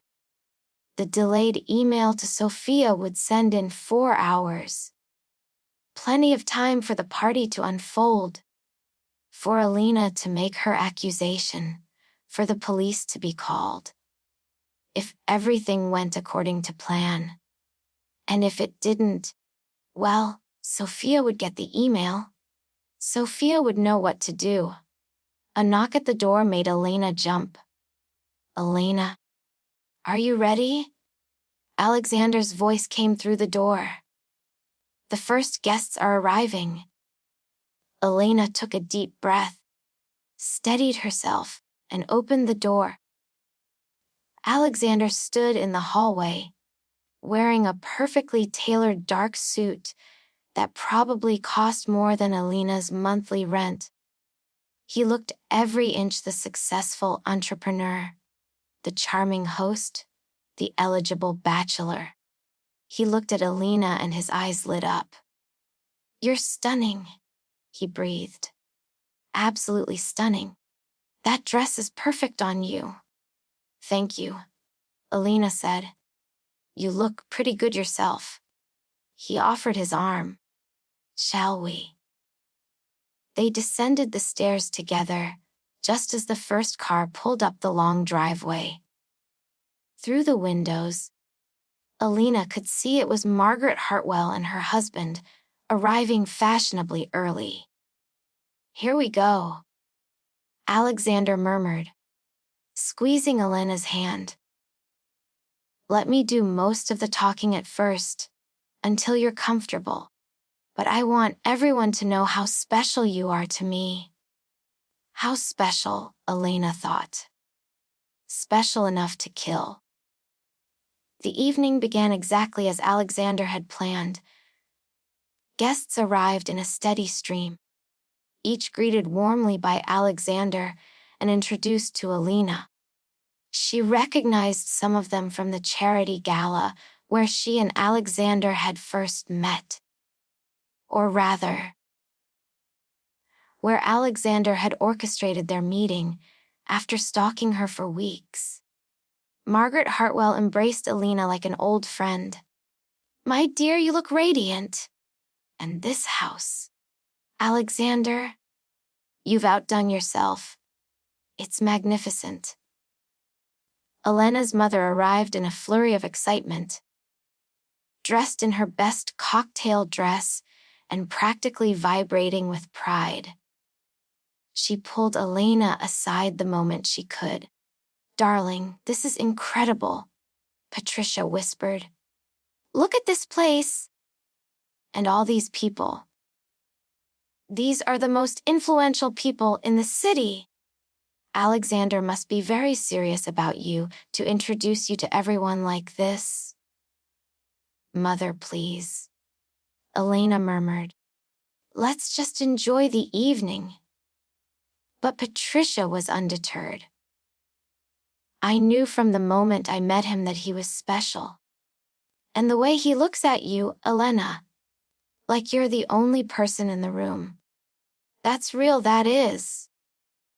"If only you knew," Elena thought. "If only you knew what he really sees when he looks at me. A target. A victim. Number 14 or 15 in his collection." More guests arrived. Business associates of Alexander's.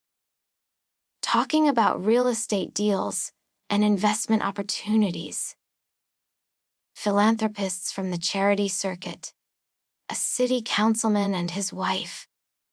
All of them impressed by the estate, charmed by Alexander, and curious about Alina.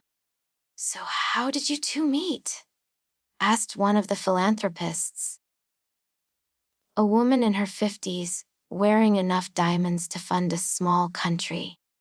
At Margaret's charity gala, Alexander replied smoothly, his arm around Elena's waist. "I saw Elena across the room. And I knew immediately that I had to meet her. It was like being struck by lightning." "How romantic!" the woman exclaimed. If she only knew that Alexander had been watching Elena for weeks before that, had selected her, had engineered their chance, meeting with the precision of a hunter setting a trap. Elena smiled and played her part, accepting compliments, making small talk, all while watching the clock. 7:30. 8 o'clock approached. Henry announced dinner, and the guests filed into the formal dining room. The seating had been carefully arranged. Alexander at the head of the table, Elena to his right. Margaret Hartwell to his left. Elena's mother was seated further down, next to the city councilman. The meal began with champagne and caviar, followed by a delicate butternut squash soup. The conversation flowed as smoothly as the wine, with Alexander playing the perfect host, attentive to every guest, making sure everyone was included in the conversation. He was so good at this, Elena realized. So practiced. How many dinner parties had he hosted before? How many times had he played this same role? The charming host introducing his new girlfriend to his social circle. And how many of those girlfriends had ended up as photographs on his wall? The soup was cleared and replaced with the main course. Henry's perfectly cooked beef tenderloin, with roasted vegetables and a red wine reduction. More wine was poured. The guests praised every aspect of the meal. Alexander, you must share Henry's contact information. One of the guests said, this is extraordinary. Henry is a treasure, Alexander agreed. I'm very fortunate to have him. Elena noticed that Alexander kept touching her. A hand on her shoulder. His fingers brushing hers, his foot against hers under the table. Claiming her. Marking her as his in front of all these witnesses. It made her skin crawl, but she endured it, smiled through it. Because soon, very soon, everything would change. Dessert arrived, a chocolate torte with raspberry coulis, paired with a dessert wine. Coffee and cognac were offered.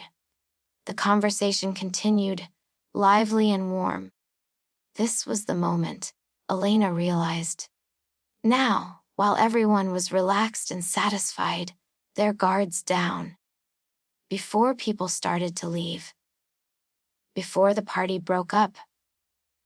She reached under the table and squeezed Alexander's hand. He looked at her, surprised and pleased by the gesture. Alexander, Elena said, her voice clear and carrying across the table. Would you mind if I shared something with everyone? A story about the house. Alexander looked delighted. Of course! Please do share! The table quieted. All eyes turning to Elena. She stood, her chair scraping slightly against the floor. And suddenly every face in the room was focused on her. This was it. The moment of truth. There was no going back now. I have to tell you all. Elena began, her voice steady despite her racing heart. About something extraordinary I discovered while staying here this week. Something that I think you should all know about. How mysterious. Margaret Hartwell exclaimed. Do tell. Elena's mother smiled encouragingly. Clearly thinking this was some charming anecdote about finding a hidden library or a secret garden. Alexander leaned back in his chair, smiling indulgently, waiting to hear what story his girlfriend would tell. As some of you know. Elena continued.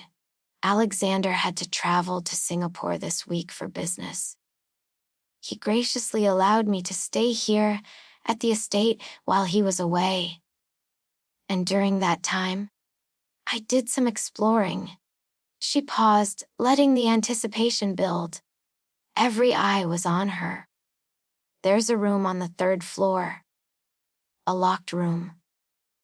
Alexander told me it was his private study, filled with confidential business documents, and asked me not to enter it. Alexander's smile didn't waver, but Elena saw something flicker in his eyes. Worriness, perhaps. But I'm afraid I have a curious nature. Alina went on. And I found the key. I opened the door. Now Alexander's smile was definitely strained. Elena, perhaps this isn't. Please, let me finish, Elena said firmly. She turned back to the guests. What I found in that room was not business documents. What I found was a shrine to murdered women. The silence that fell over the room was absolute. Even the clink of silverware stopped. I'm sorry, what? Margaret Hartwell said faintly. Photographs, Elena continued, her voice growing stronger. Dozens of photographs of women. Women who look like me. Along with files documenting their lives, their routines, their personal information, and death certificates. Sarah Mitchell died October 2023, Jennifer Huang December 2023, Amanda Cortez January 2024, Rebecca Thompson. All of them dead within months of being romantically involved with Alexander Voss. This is insane, Alexander said, standing abruptly. His face had gone pale, but his voice was controlled. Alana, I don't know what you think you saw. But I have proof, Alina said. She turned and walked quickly from the dining room, hearing gasps and confused murmurs behind her. She ran upstairs to the blue room, grabbed the folder from the dresser drawer, and hurried back down. Her heart was pounding so hard, she thought it might burst from her chest. But she forced herself to move with purpose, with confidence. When she returned to the dining room, the scene had erupted into chaos. Alexander was trying to calm the guests. Several people were standing. Voices were raised in confusion and alarm. Alina strode to the head of the table and spread the photographs out in front of Alexander. Here, she said, her voice ringing clear. The wall of photographs from the locked room. See for yourself. 20, 30, 40 women. I stopped counting. All dark-haired, all in their 20s or 30s. All selected by Alexander Voss. The guests crowded around to look at the photographs. Elena heard gasps, exclamations of horror. And here, Elena continued laying out more photographs. Death certificates.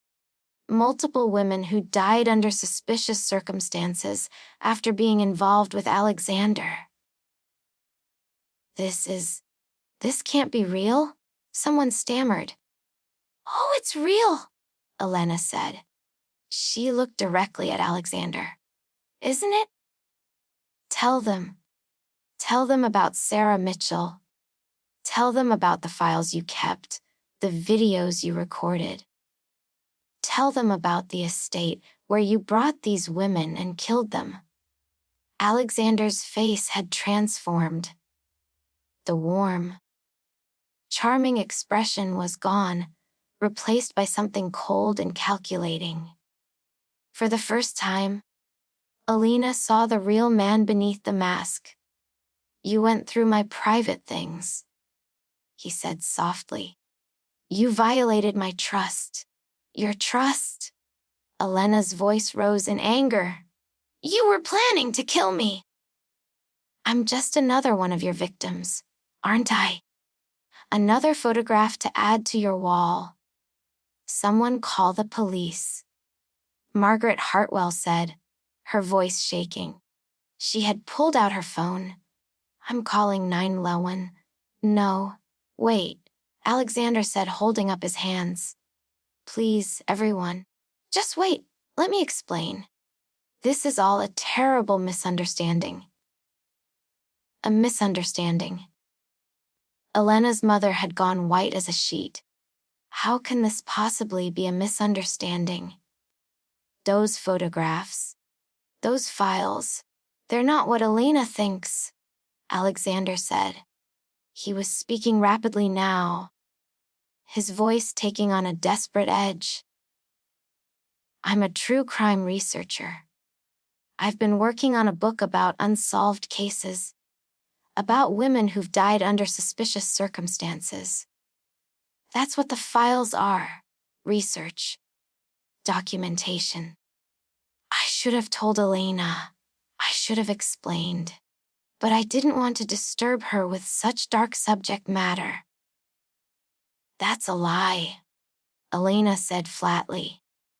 That photograph is me, from before we ever met. You were stalking me.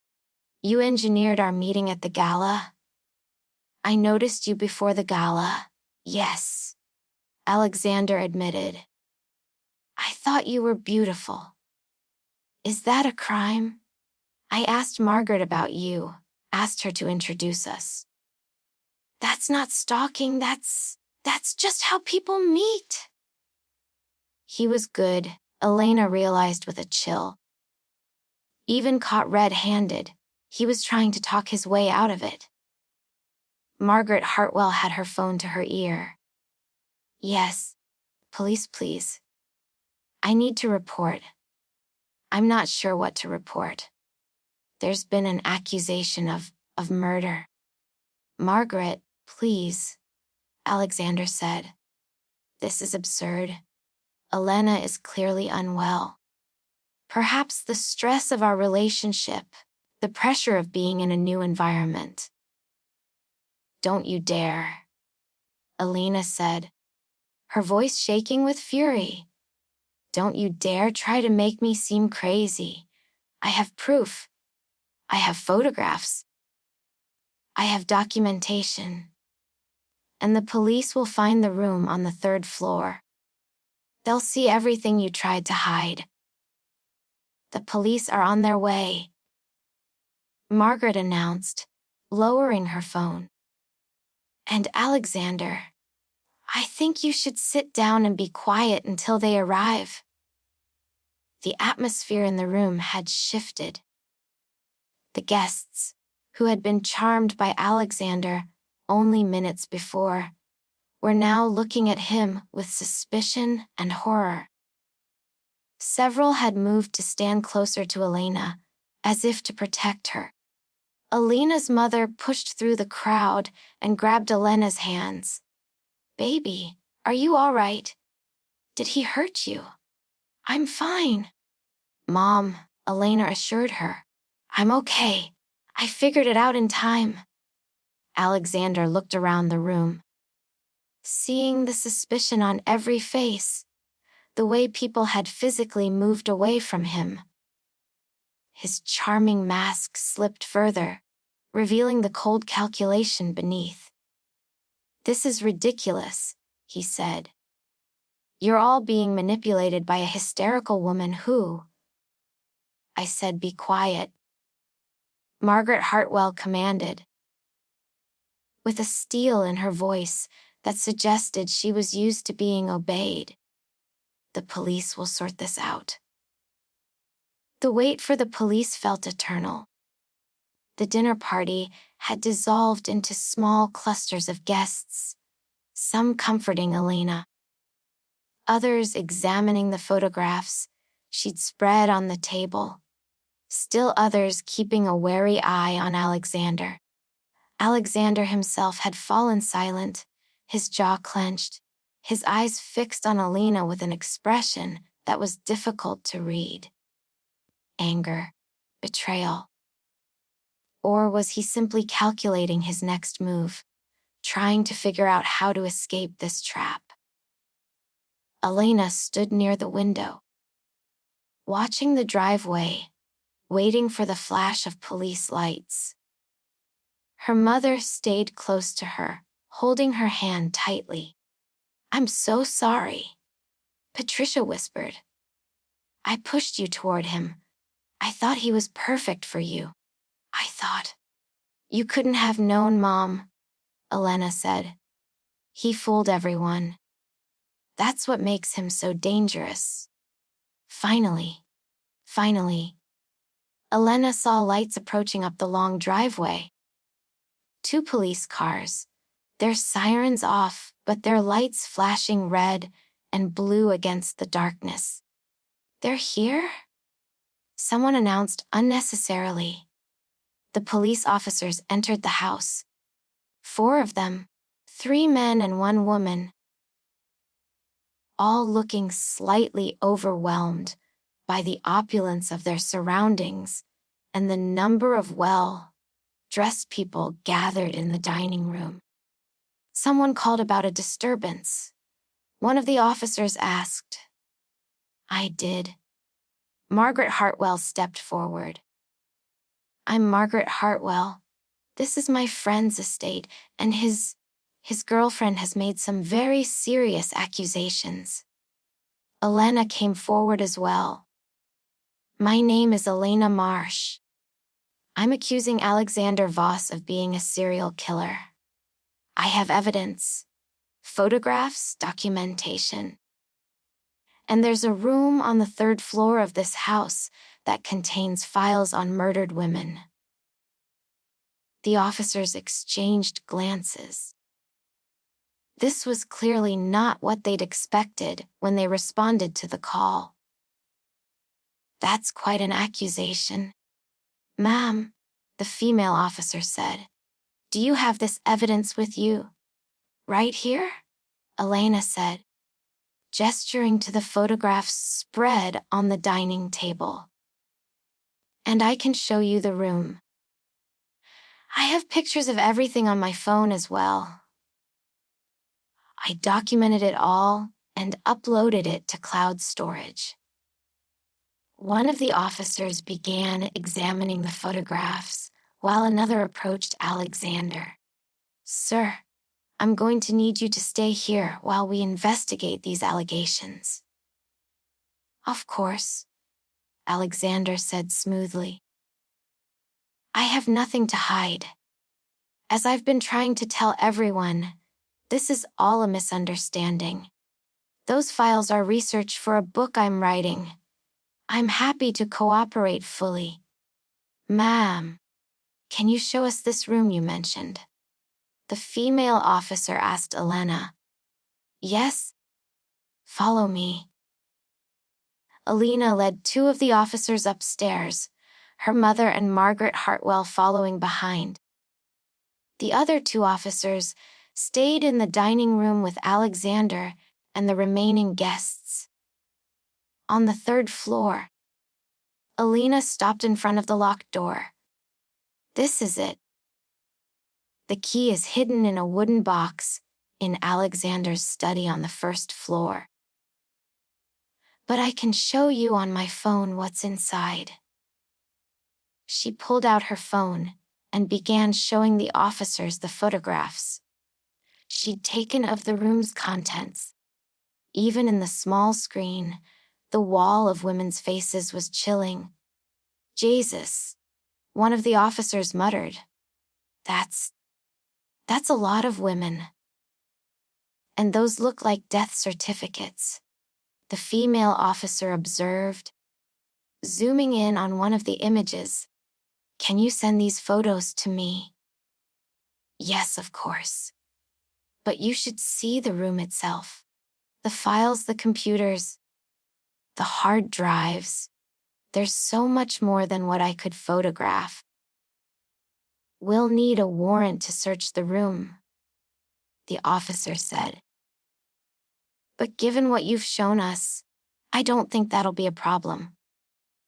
In the meantime, we need to secure the scene and bring Mr. Voss in for questioning." They went back downstairs. In the dining room, Alexander was sitting calmly in his chair, looking for all the world like an innocent man wrongly accused. "Mr. Voss," the female officer said, "we're going to need you to come down to the station to answer some questions." "Am I under arrest?" Alexander asked, his voice maddeningly calm. "Not at this time.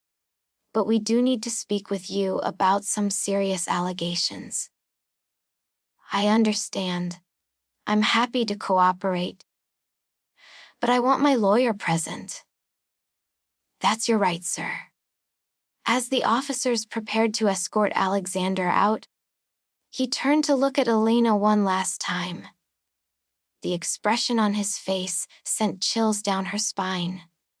It was pure, cold hatred, all pretense of affection stripped away. "You've made a terrible mistake, Elena," he said softly. "I tried to give you everything. I tried to make you special. You tried to make me your victim."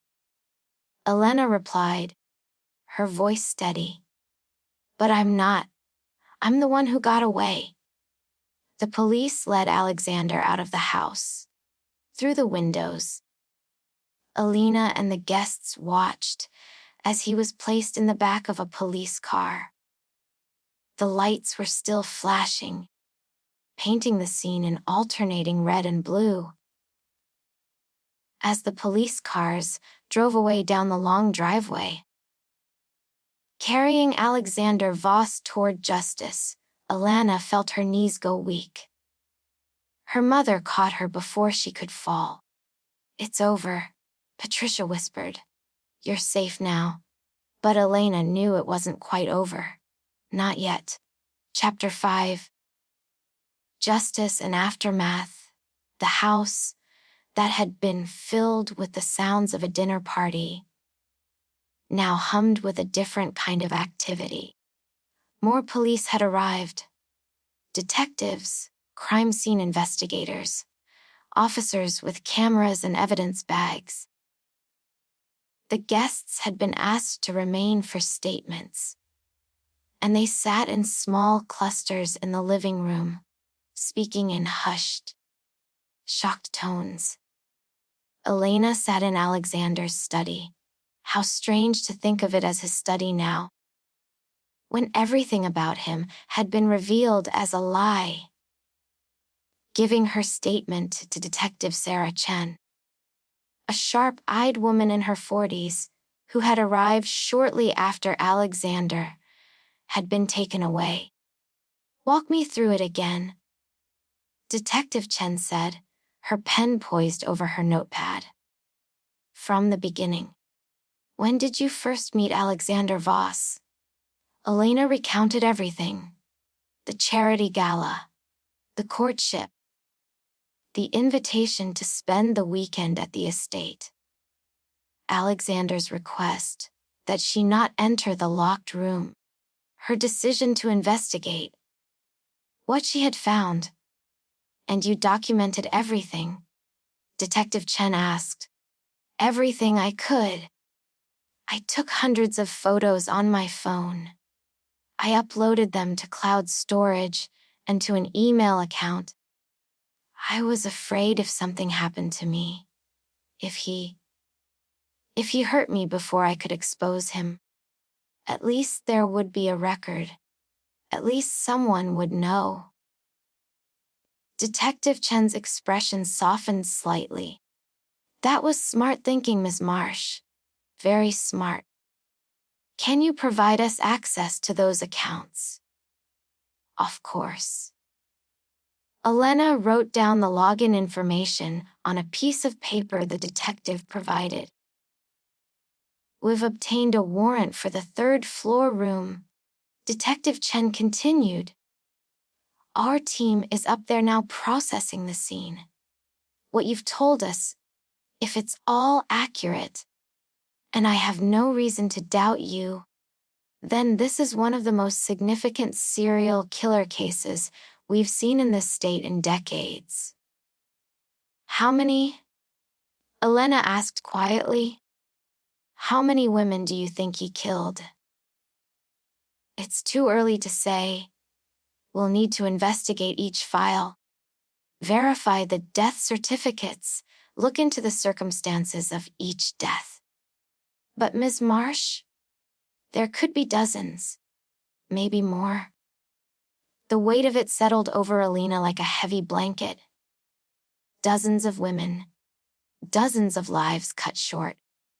Daughters, sisters, friends, lovers, all gone because they had caught the eye of Alexander Voss. What happens now? Elena asked. We'll continue our investigation. We'll go through everything in that room. We'll interview Mr. Voss, though I suspect he'll lawyer up and refuse to talk. We'll contact the families of the women in those files. We'll build our case, piece by piece. Detective Chen paused. And you should prepare yourself, Ms. Marsh. This is going to be a media circus. A wealthy, successful man accused of being a serial killer. The press is going to be all over this.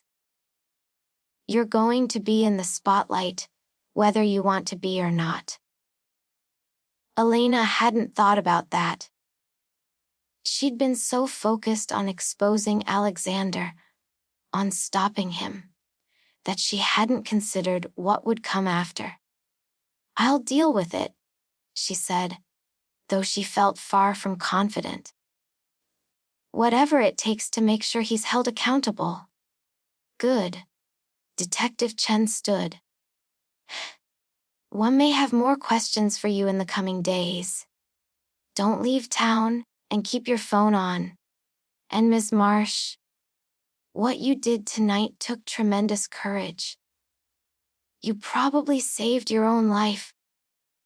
And you've potentially brought justice for a lot of victims who never got the chance to tell their stories. After Detective Chen left, Alina's mother came to find her. The police said we can go, Patricia said. She looked like she'd aged 10 years in the past few hours, her face pale and drawn.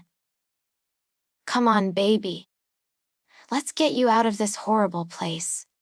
Alina stood, suddenly desperate to be anywhere but Blackwood Estate. Yes.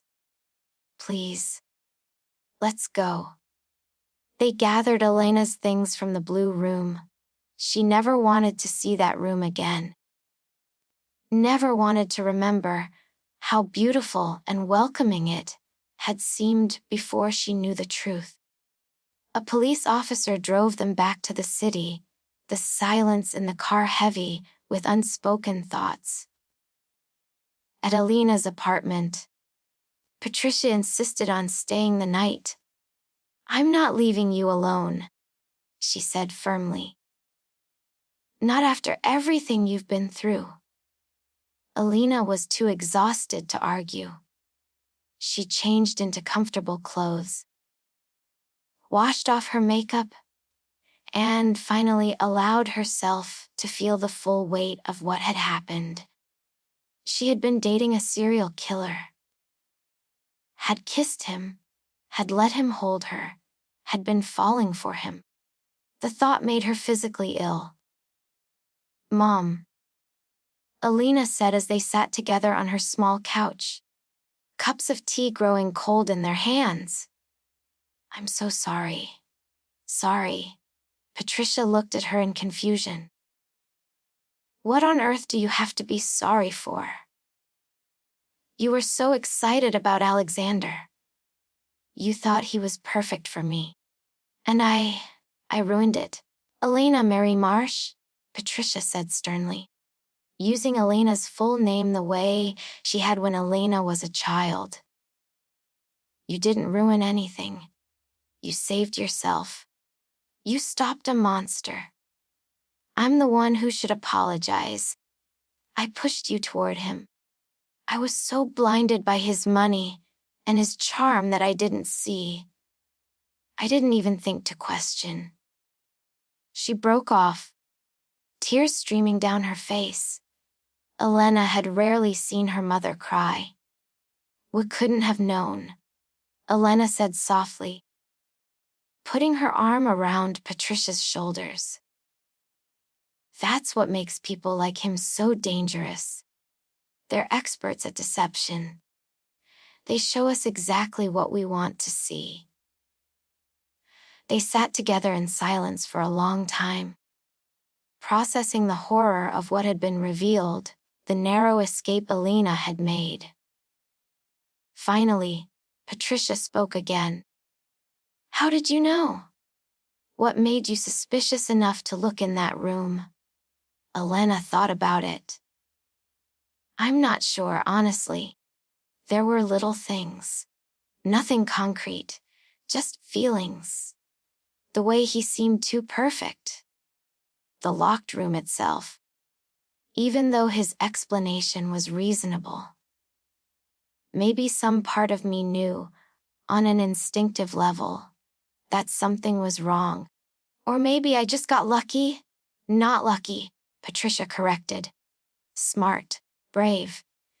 You trusted your instincts, even when they didn't make logical sense. You saved your own life, Elena." Elena's phone buzzed.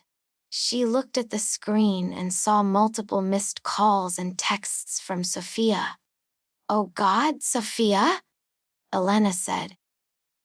"I forgot to cancel the delayed email." She quickly opened her email app and canceled the scheduled send to Sophia. Then called her friend. Sophia answered on the first ring. "Elena, what the hell is going on?" "I just saw the news. They're saying Alexander Voss was arrested. Something about murder. And you were there." "Soph?" "I'm okay," Elena interrupted. "I'm safe. I'm at my apartment with my mom. Can you come over? I'll explain everything." "I'm already on my way," Sophia said. "I'll be there in 10 minutes. When Sophia arrived, Elena told the story again from the beginning. Sophia listened in growing horror, occasionally interrupting with exclamations of shock or anger. "I knew it," Sophia said when Elena finished. "I knew something was off about him.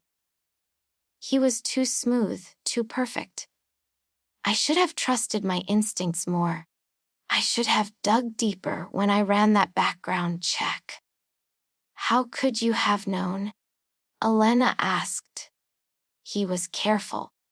He'd been doing this for years, maybe decades, without getting caught." "Still," Sophia said darkly, "if anything had happened to you." But nothing had happened. Elena had survived. That was what mattered. Over the next few days, the story exploded across the news. Detective Chen had been right. It became a media sensation. "Wealthy entrepreneur accused of being serial killer." Read one headline. "The Robber Bridegroom. How one woman exposed a monster." Read another. Elena's phone rang constantly with requests for interviews. Reporters camped outside her apartment building. Her story was dissected and analyzed on every news channel, every podcast, every social media platform. The police investigation moved quickly. The search of the third-floor room at Blackwood Estate had yielded exactly what Elena had described. Files on 73 women. Detailed documentation of their lives. Death certificates for 18 of them. The hard drives contained videos that the police wouldn't describe in detail, but that Elena knew must be horrific. Detective Chen called Elena with updates every few days. "We've confirmed 12 murders so far," she said during one call, about a week after the arrest. "We're in contact with law enforcement in multiple states and several countries. It looks like Voss has been doing this for at least 15 years. Possibly longer." 15 years? Elena repeated numbly. How did no one notice? He was smart about it. He spread the murders out geographically and temporally. Different cities, different countries. Never more than 2 or 3 in the same place. And he chose victims who wouldn't necessarily be missed right away. Women who had moved for new jobs, who were estranged from family, who were between relationships. He also varied the methods. Some drownings, some falls, some poisonings. Nothing that immediately screamed serial killer. What about the women who survived? The ones in the photos who don't have death certificates? We're trying to track them down now. Some of them dated Voss briefly, and then ended things, probably sensing something was off. They got lucky. They left before he decided to kill them. We've contacted about 20 so far. They're all shocked. Of course. Some of them feel guilty that they didn't see the signs, didn't report anything suspicious. They shouldn't feel guilty, Elena said. None of us saw it. That's not our fault. I agree. But guilt is a natural response. Detective Chen paused.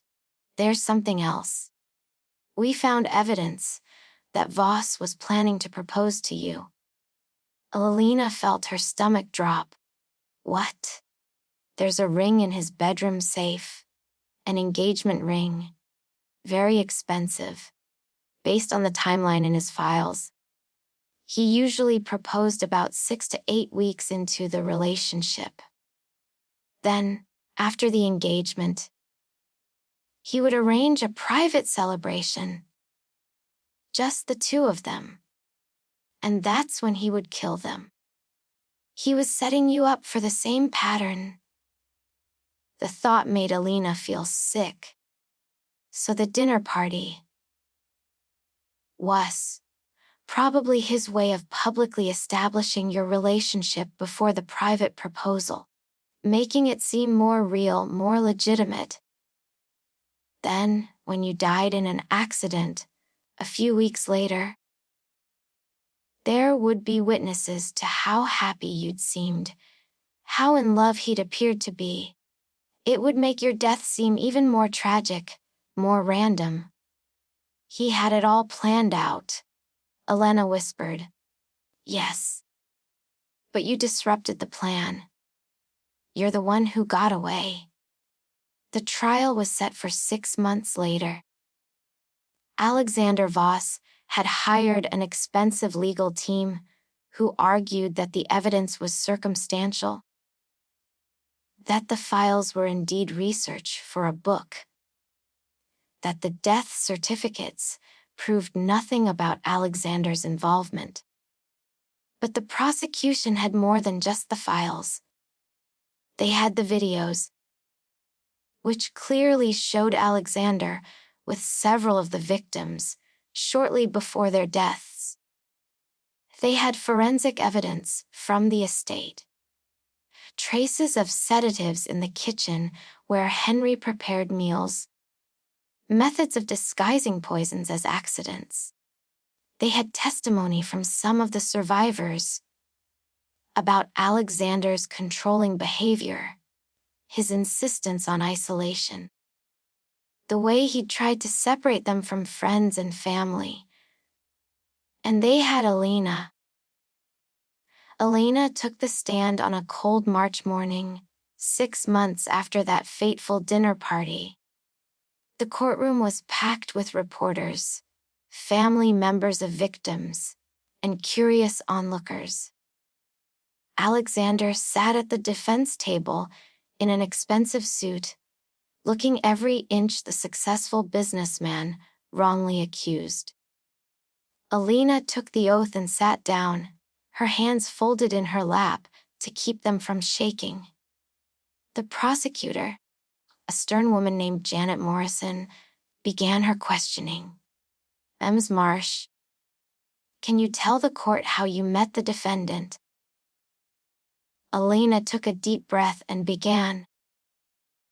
She told the story of the charity gala, the whirlwind courtship, the invitation to Blackwood Estate. She described finding the locked room, the photographs on the wall, the files with death certificates. And when you saw your own photograph on that wall, Miss Marsh, what did you think? I thought I was going to die, Alina said clearly. I realized that everything Alexander had told me was a lie. That he had chosen me, stalked me, orchestrated our meeting. That I was just another victim in his pattern. But you didn't die, did you? No. I decided to fight back. I documented everything I found. I made a plan to expose him publicly, where he couldn't escape or talk his way out of it. That must have taken tremendous courage. It took desperation. Elena corrected. I was terrified. But I was more terrified of becoming another name in his files. Another accident that no one investigated too closely. The prosecutor showed Elena photographs from the locked room, asking her to identify them. Elena confirmed each one, her voice steady despite the churning in her stomach. Then it was the defense attorney's turn. Marcus Rothstein was a silver-haired man with a reputation for getting wealthy clients acquitted. He approached Alina with a patronizing smile. Ms. Marsh, isn't it true that you broke into a locked room that you'd been specifically told not to enter? Yes, Alina admitted. And isn't it true that you violated Mr. Voss's privacy and trust? Yes. And I'd do it again. You were in a relationship with Mr. Voss for approximately 2 months before this incident. Correct. Yes? During that time, did he ever hurt you, threaten you, give you any concrete reason to fear for your safety? Elena thought carefully before answering. No, not overtly. But that's the point, isn't it? He was grooming me, just like he groomed all the others. Making me trust him. Isolating me, setting the stage for when he would eventually kill me. Or, Rothstein said smoothly. He was simply a man falling in love, wanting to share his home with his girlfriend, asking for basic privacy regarding his work. You've admitted you have no evidence that Mr. Voss ever intended to harm you. I have the evidence of 73 women's photographs, Elena shot back. 18 of them dead. I have the evidence of detailed files tracking their movements. I have the evidence of videos recorded without their consent. That's not the behavior of a man in love. That's the behavior of a predator. Your Honor, Rothstein said, moved to strike. The witness is speculating about my client's intentions. Overruled? The judge said. The witness may answer based on her observations and experiences. The cross-examination continued for another hour, with Rothstein trying to paint Elena as a paranoid woman who had jumped to conclusions, who had violated Alexander's trust over nothing. But Elena held firm, never wavering from her account. When she finally stepped down from the witness stand, she caught Alexander's eye. He was watching her with that same cold expression she'd seen the night he was arrested. Pure hatred, barely concealed.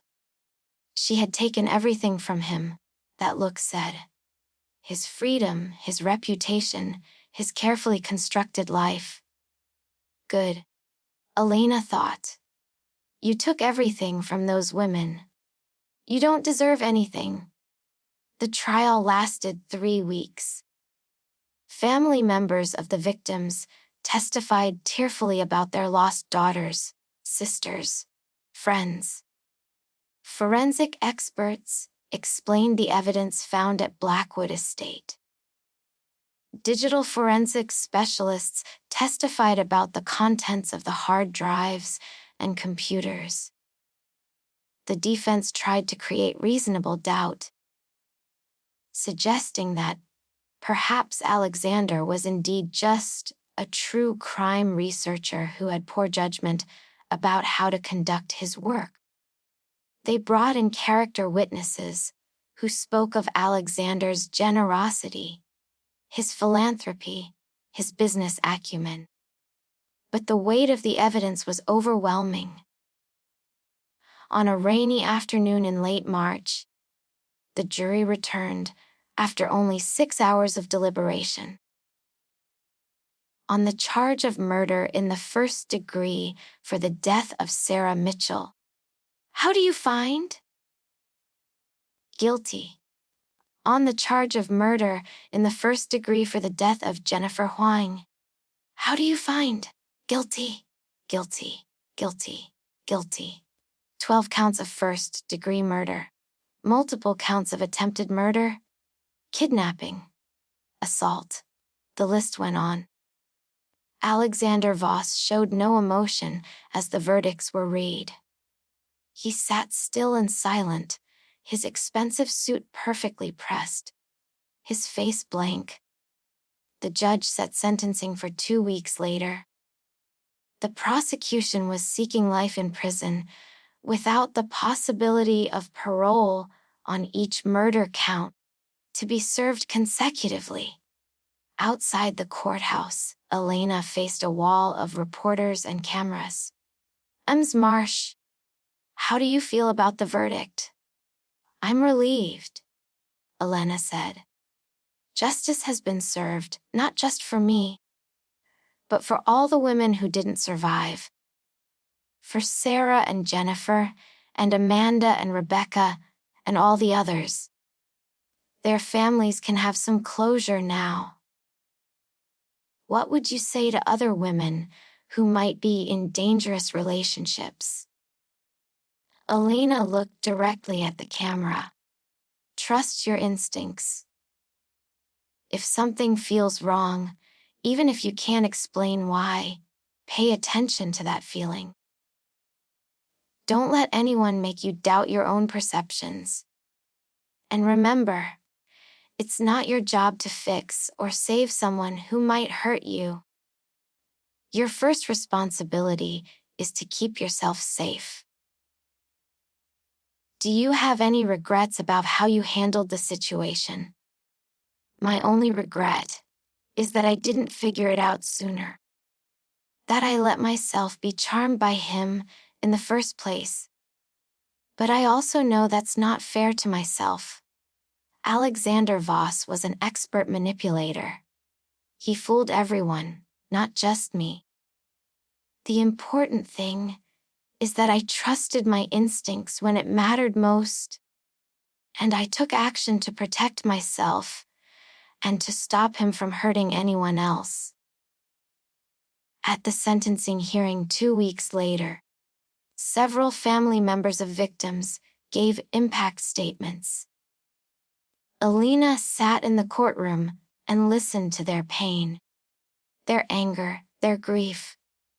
A mother who had lost her daughter, Sarah was my only child.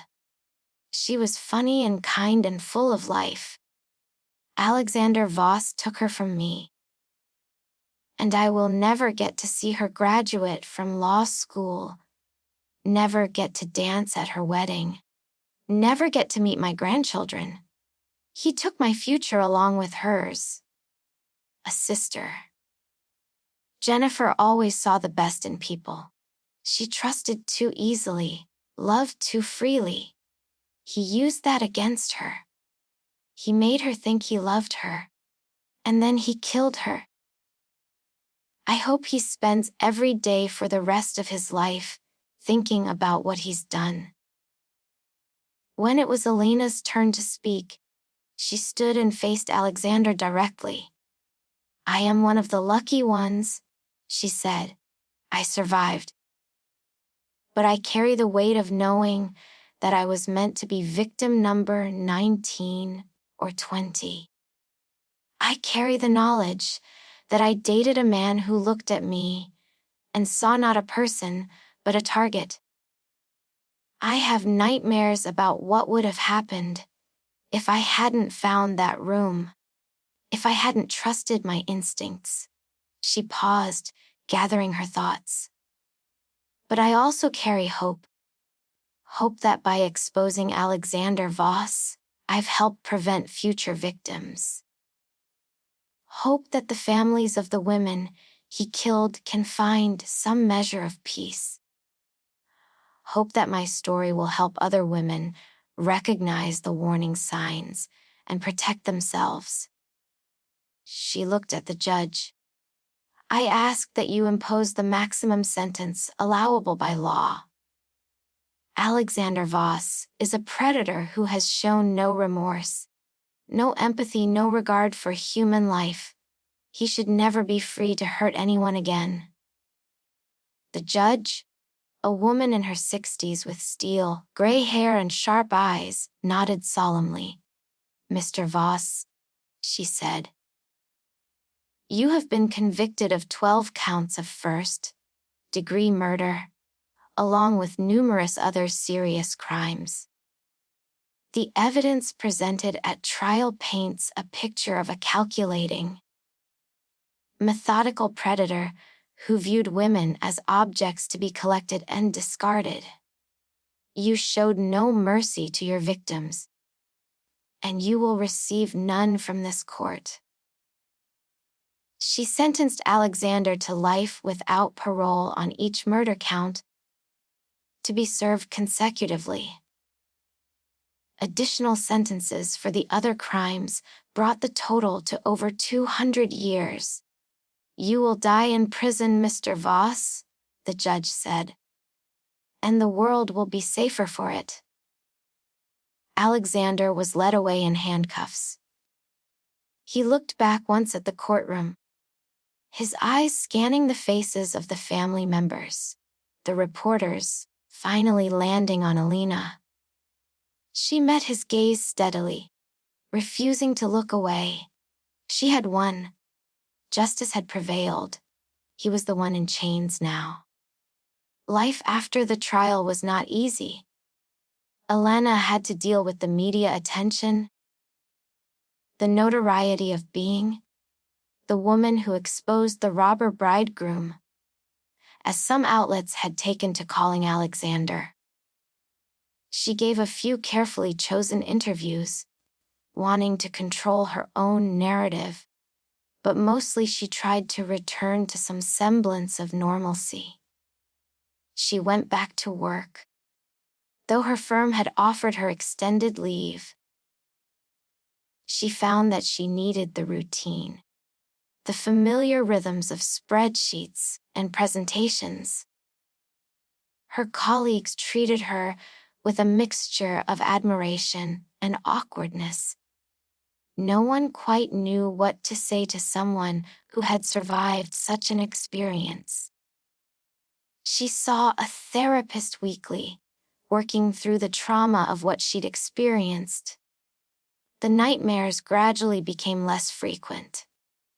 The hypervigilance, checking locks multiple times, jumping at sudden noises, slowly diminished. She reconnected with friends she'd neglected during her brief relationship with Alexander. Sophia, in particular, became her anchor, the person who knew the whole story and never judged, never questioned. You know what bothers me most? Alina said one evening, about 6 months after the sentencing. They were at their favorite bar, sharing a bottle of wine and trying to have a normal conversation about normal things. How easily I fell for it. How willing I was to believe that someone like Alexander could actually be interested in me. Don't do that, Sophia said firmly. Don't blame yourself for being trusting, for being open to love. That's not a weakness. That's being human. He's the one who manipulated and deceived. He's the monster, not you. I know. Intellectually, I know that. But emotionally, Elena trailed off. It takes time, Sophia said gently. Be patient with yourself. Elena also stayed in touch with some of the family members of Alexander's victims. They had formed a support group of sorts, bound together by their shared trauma. Some found comfort in talking to others who understood. Others preferred to grieve privately. Elena attended a few of the meetings, wanting to honor the women who hadn't survived. At one such meeting, she met Carol Mitchell, Sarah's mother. I wanted to thank you, Carol said, gripping Elena's hands tightly. For not letting him get away with it. For bringing him to justice. Sarah can rest now, knowing he can't hurt anyone else. I wish I could have done more, Elena said. I wish I could have saved them all. You can't save people from the past, Carol said wisely. But you saved everyone in the future. Every woman who won't become his victim because he's in prison.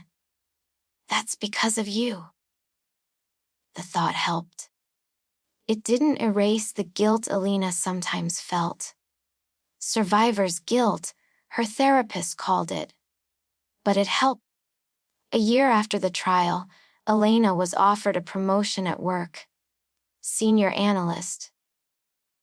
With a significant pay raise in her own team. She almost turned it down, afraid that her notoriety would overshadow her professional accomplishments. But then, she remembered standing in front of Alexander Voss in that courtroom, refusing to be intimidated, refusing to back down. She had survived a serial killer. She could certainly handle a promotion. She accepted. On the anniversary of the night she'd exposed Alexander, Elena drove out to a small cemetery about an hour from the city. She looked up where some of the victims were buried, and she visited their graves, leaving flowers and quiet words of remembrance. At Sarah Mitchell's grave, she knelt in the grass and spoke aloud. I never met you, but I feel like I know you. From the photos, from the files, you seemed kind, happy. You deserved so much more than what happened to you. She paused, touching the cold marble of the headstone. I hope you're at peace now. I hope knowing that he can never hurt anyone else brings some comfort, wherever you are. I won't forget you. None of us will. The wind rustled through the trees overhead, and for a moment, Elena felt a sense of peace herself. She had survived. She had fought back. She had won. And most importantly, she had given voice to the women who could no longer speak for themselves. 2 years after Alexander's conviction, Elena received a letter from the prison where he was incarcerated. It was from Alexander himself. Her first instinct was to throw it away unopened. But curiosity, that same instinct that had driven her to open the locked room, made her slit the envelope open. The letter was written in Alexander's elegant handwriting, the same handwriting that had been on the note he'd left with her breakfast tray at Blackwood Estate. Dear Elena, I find myself thinking about you often. About what might have been if things had gone differently. If you hadn't opened that door. If you had trusted me, believed in us. I want you to know that I never meant to hurt you. Everything I felt for you was real. The connection we had, the conversations, the laughter. That wasn't a lie. You were special, Elena. Different from all the others. I know you won't believe that. I know you see me as a monster. Perhaps you're right. But I wanted you to know that in my own way, I did love you. You are going to be my last. My forever. The one I kept. I hope you're happy wherever you are. I hope you found peace. I certainly haven't. And I suspect I never will. But perhaps that's my penance. Yours always, Alexander. Elena read the letter twice, then carried it to her kitchen and held it over the sink. She lit a match and set the corner on fire. Watching as the paper curled and blackened, Alexander's words turning to ash. I was never yours, she said aloud to the empty kitchen. And you never loved me. You don't know what love is. She washed the ashes down the drain and returned to her life. 5 years after the trial, Elena was dating again. Carefully, cautiously, with her eyes wide open, she'd learned to trust her instincts, to listen to that small voice that whispered warnings. She'd learned that being alone was better than being with someone dangerous. She'd also learned that she was stronger than she'd ever imagined, that she could face down a monster and survive, that she could rebuild her life from the ashes of trauma. She gave talks sometimes, at women's shelters and domestic violence prevention organizations, sharing her story, not for fame or attention, but because she'd learned that her experience could help others. Trust your instincts, she would tell audiences. If something feels wrong, it probably is. Don't let anyone make you doubt your own perceptions. And remember, you are not responsible for someone else's behavior. You are only responsible for keeping yourself safe. After one such talk, a young woman approached her, tears in her eyes. Thank you, the woman whispered. I've been dating someone who... He reminds me of what you described. The charm, the isolation, the way he makes me doubt myself. I thought I was going crazy. But hearing your story, I think I need to get out. Then get out, Elena said firmly. Trust what you're feeling. Your life is worth more than any relationship. The woman nodded. I will. Thank you. And that, Elena thought, was worth all the pain, all the publicity, all the nightmares. If her story saved even one woman, it was worth it. 10 years after the night that changed everything, Elena stood in the living room of her own home, a small but charming house in a good neighborhood, surrounded by neighbors and friends, not isolated like Blackwood Estate. She was hosting a dinner party, something she'd been hesitant to do for years after that night. But she'd reclaimed the ritual, turned it into something positive, something joyful.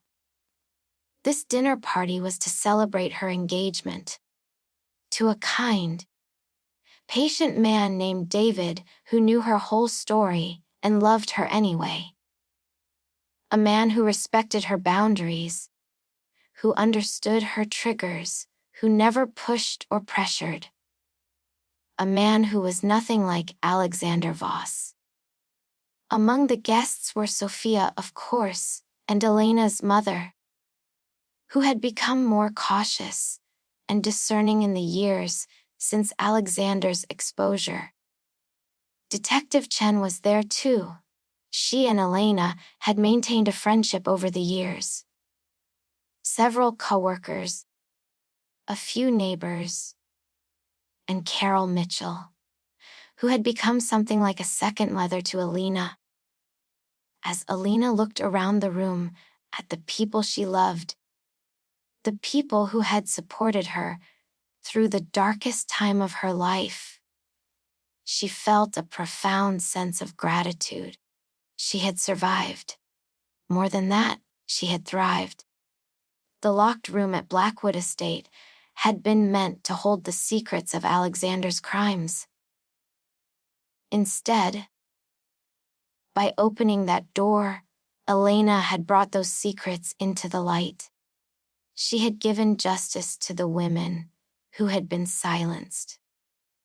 And she had proven that even the most careful predator could be caught, could be stopped, by one brave woman who refused to be a victim. That night, after the guests had left and David had gone home with a lingering kiss and a promise to see her tomorrow, Elena sat alone in her living room with a cup of tea. She thought about Sarah Mitchell, and Jennifer Huang, and Amanda Cortez, and Rebecca Thompson, and all the others. Women she had never met, but whose stories she carried with her. "I hope I made you proud," she whispered to their memory. "I hope I did right by you." The house was quiet around her, peaceful and safe. Outside, the city hummed with life, with possibility, with hope, with the promise of tomorrow. Elena had once been a target, marked for death by a man who collected women like trophies. But she had rewritten her story. She had transformed herself from potential victim to survivor to advocate. And in doing so, she had ensured that Alexander Voss's legacy would not be the women he killed, but the woman who stopped him. The robber bridegroom had been exposed, caught and caged, and Elena Marsh had won. Epilogue. A letter never sent.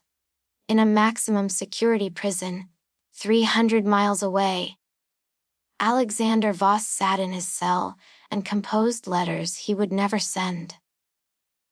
Letters to Elena, telling her about his days, his thoughts, his regrets. He wrote them by hand in his elegant script, filling page after page with words that would never be read. The guards confiscated them during cell searches, and they were destroyed unread. But Alexander kept writing, kept trying to reach the woman who had ruined him. He had underestimated her. That was his mistake. He had seen her as just another victim, another beautiful face to add to his collection. He hadn't recognized the strength beneath the surface, the sharp intelligence, the survival instinct. She had been his downfall, the one who got away, the one who exposed him. And despite everything, despite the conviction, the life sentence, the knowledge that he would die in this cell, part of him still admired her for it. She had been worthy prey, the best he'd ever hunted. And in the end, she had proven herself the better predator. Alexander set down his pen and stared at the bare concrete wall of his cell. He would be here until he died. His empire was gone, his wealth seized by the state, his name synonymous with evil. All because of Elena Marsh. He should hate her. Part of him did. But another part, the part that had genuinely been intrigued by her intelligence, her warmth, her laugh, that part respected her, appreciated the irony of being bested by a woman he had chosen as a victim. In the end, they had both gotten what they deserved. Elena had gotten her life, her freedom, her justice. And Alexander had gotten exactly what he'd earned over 15 years of murder and manipulation. A cage. And a legacy of failure. He picked up his pen and began another letter that would never be sent. Dear Elena. Today marks 10 years since that dinner party. I wonder if you remember. I wonder if you think about me at all, or if you've moved on completely, consigned me to the past where I belong. I remember everything, every moment we spent together, every word you spoke, every smile. And I remember the look on your face when you exposed me. Triumph mixed with fear, courage mixed with revulsion. You were magnificent. I destroyed myself when I chose you. I should have seen it coming. You were always too smart, too observant, too strong to be a victim. You were a survivor from the start. I just didn't know it yet. I hope you're happy, Elena. Genuinely. Because at least one of us should be. Alexander set down the pen and lay back on his narrow bunk. Tomorrow would be the same as today. And the day after that. And the day after that, stretching out into infinity. He had time, endless, meaningless time, to think about his mistakes. And his greatest mistake had been underestimating a young woman with dark hair and eyes that her mother said were too trusting for the world. But Elena Marsh had proven that trust and strength weren't mutually exclusive.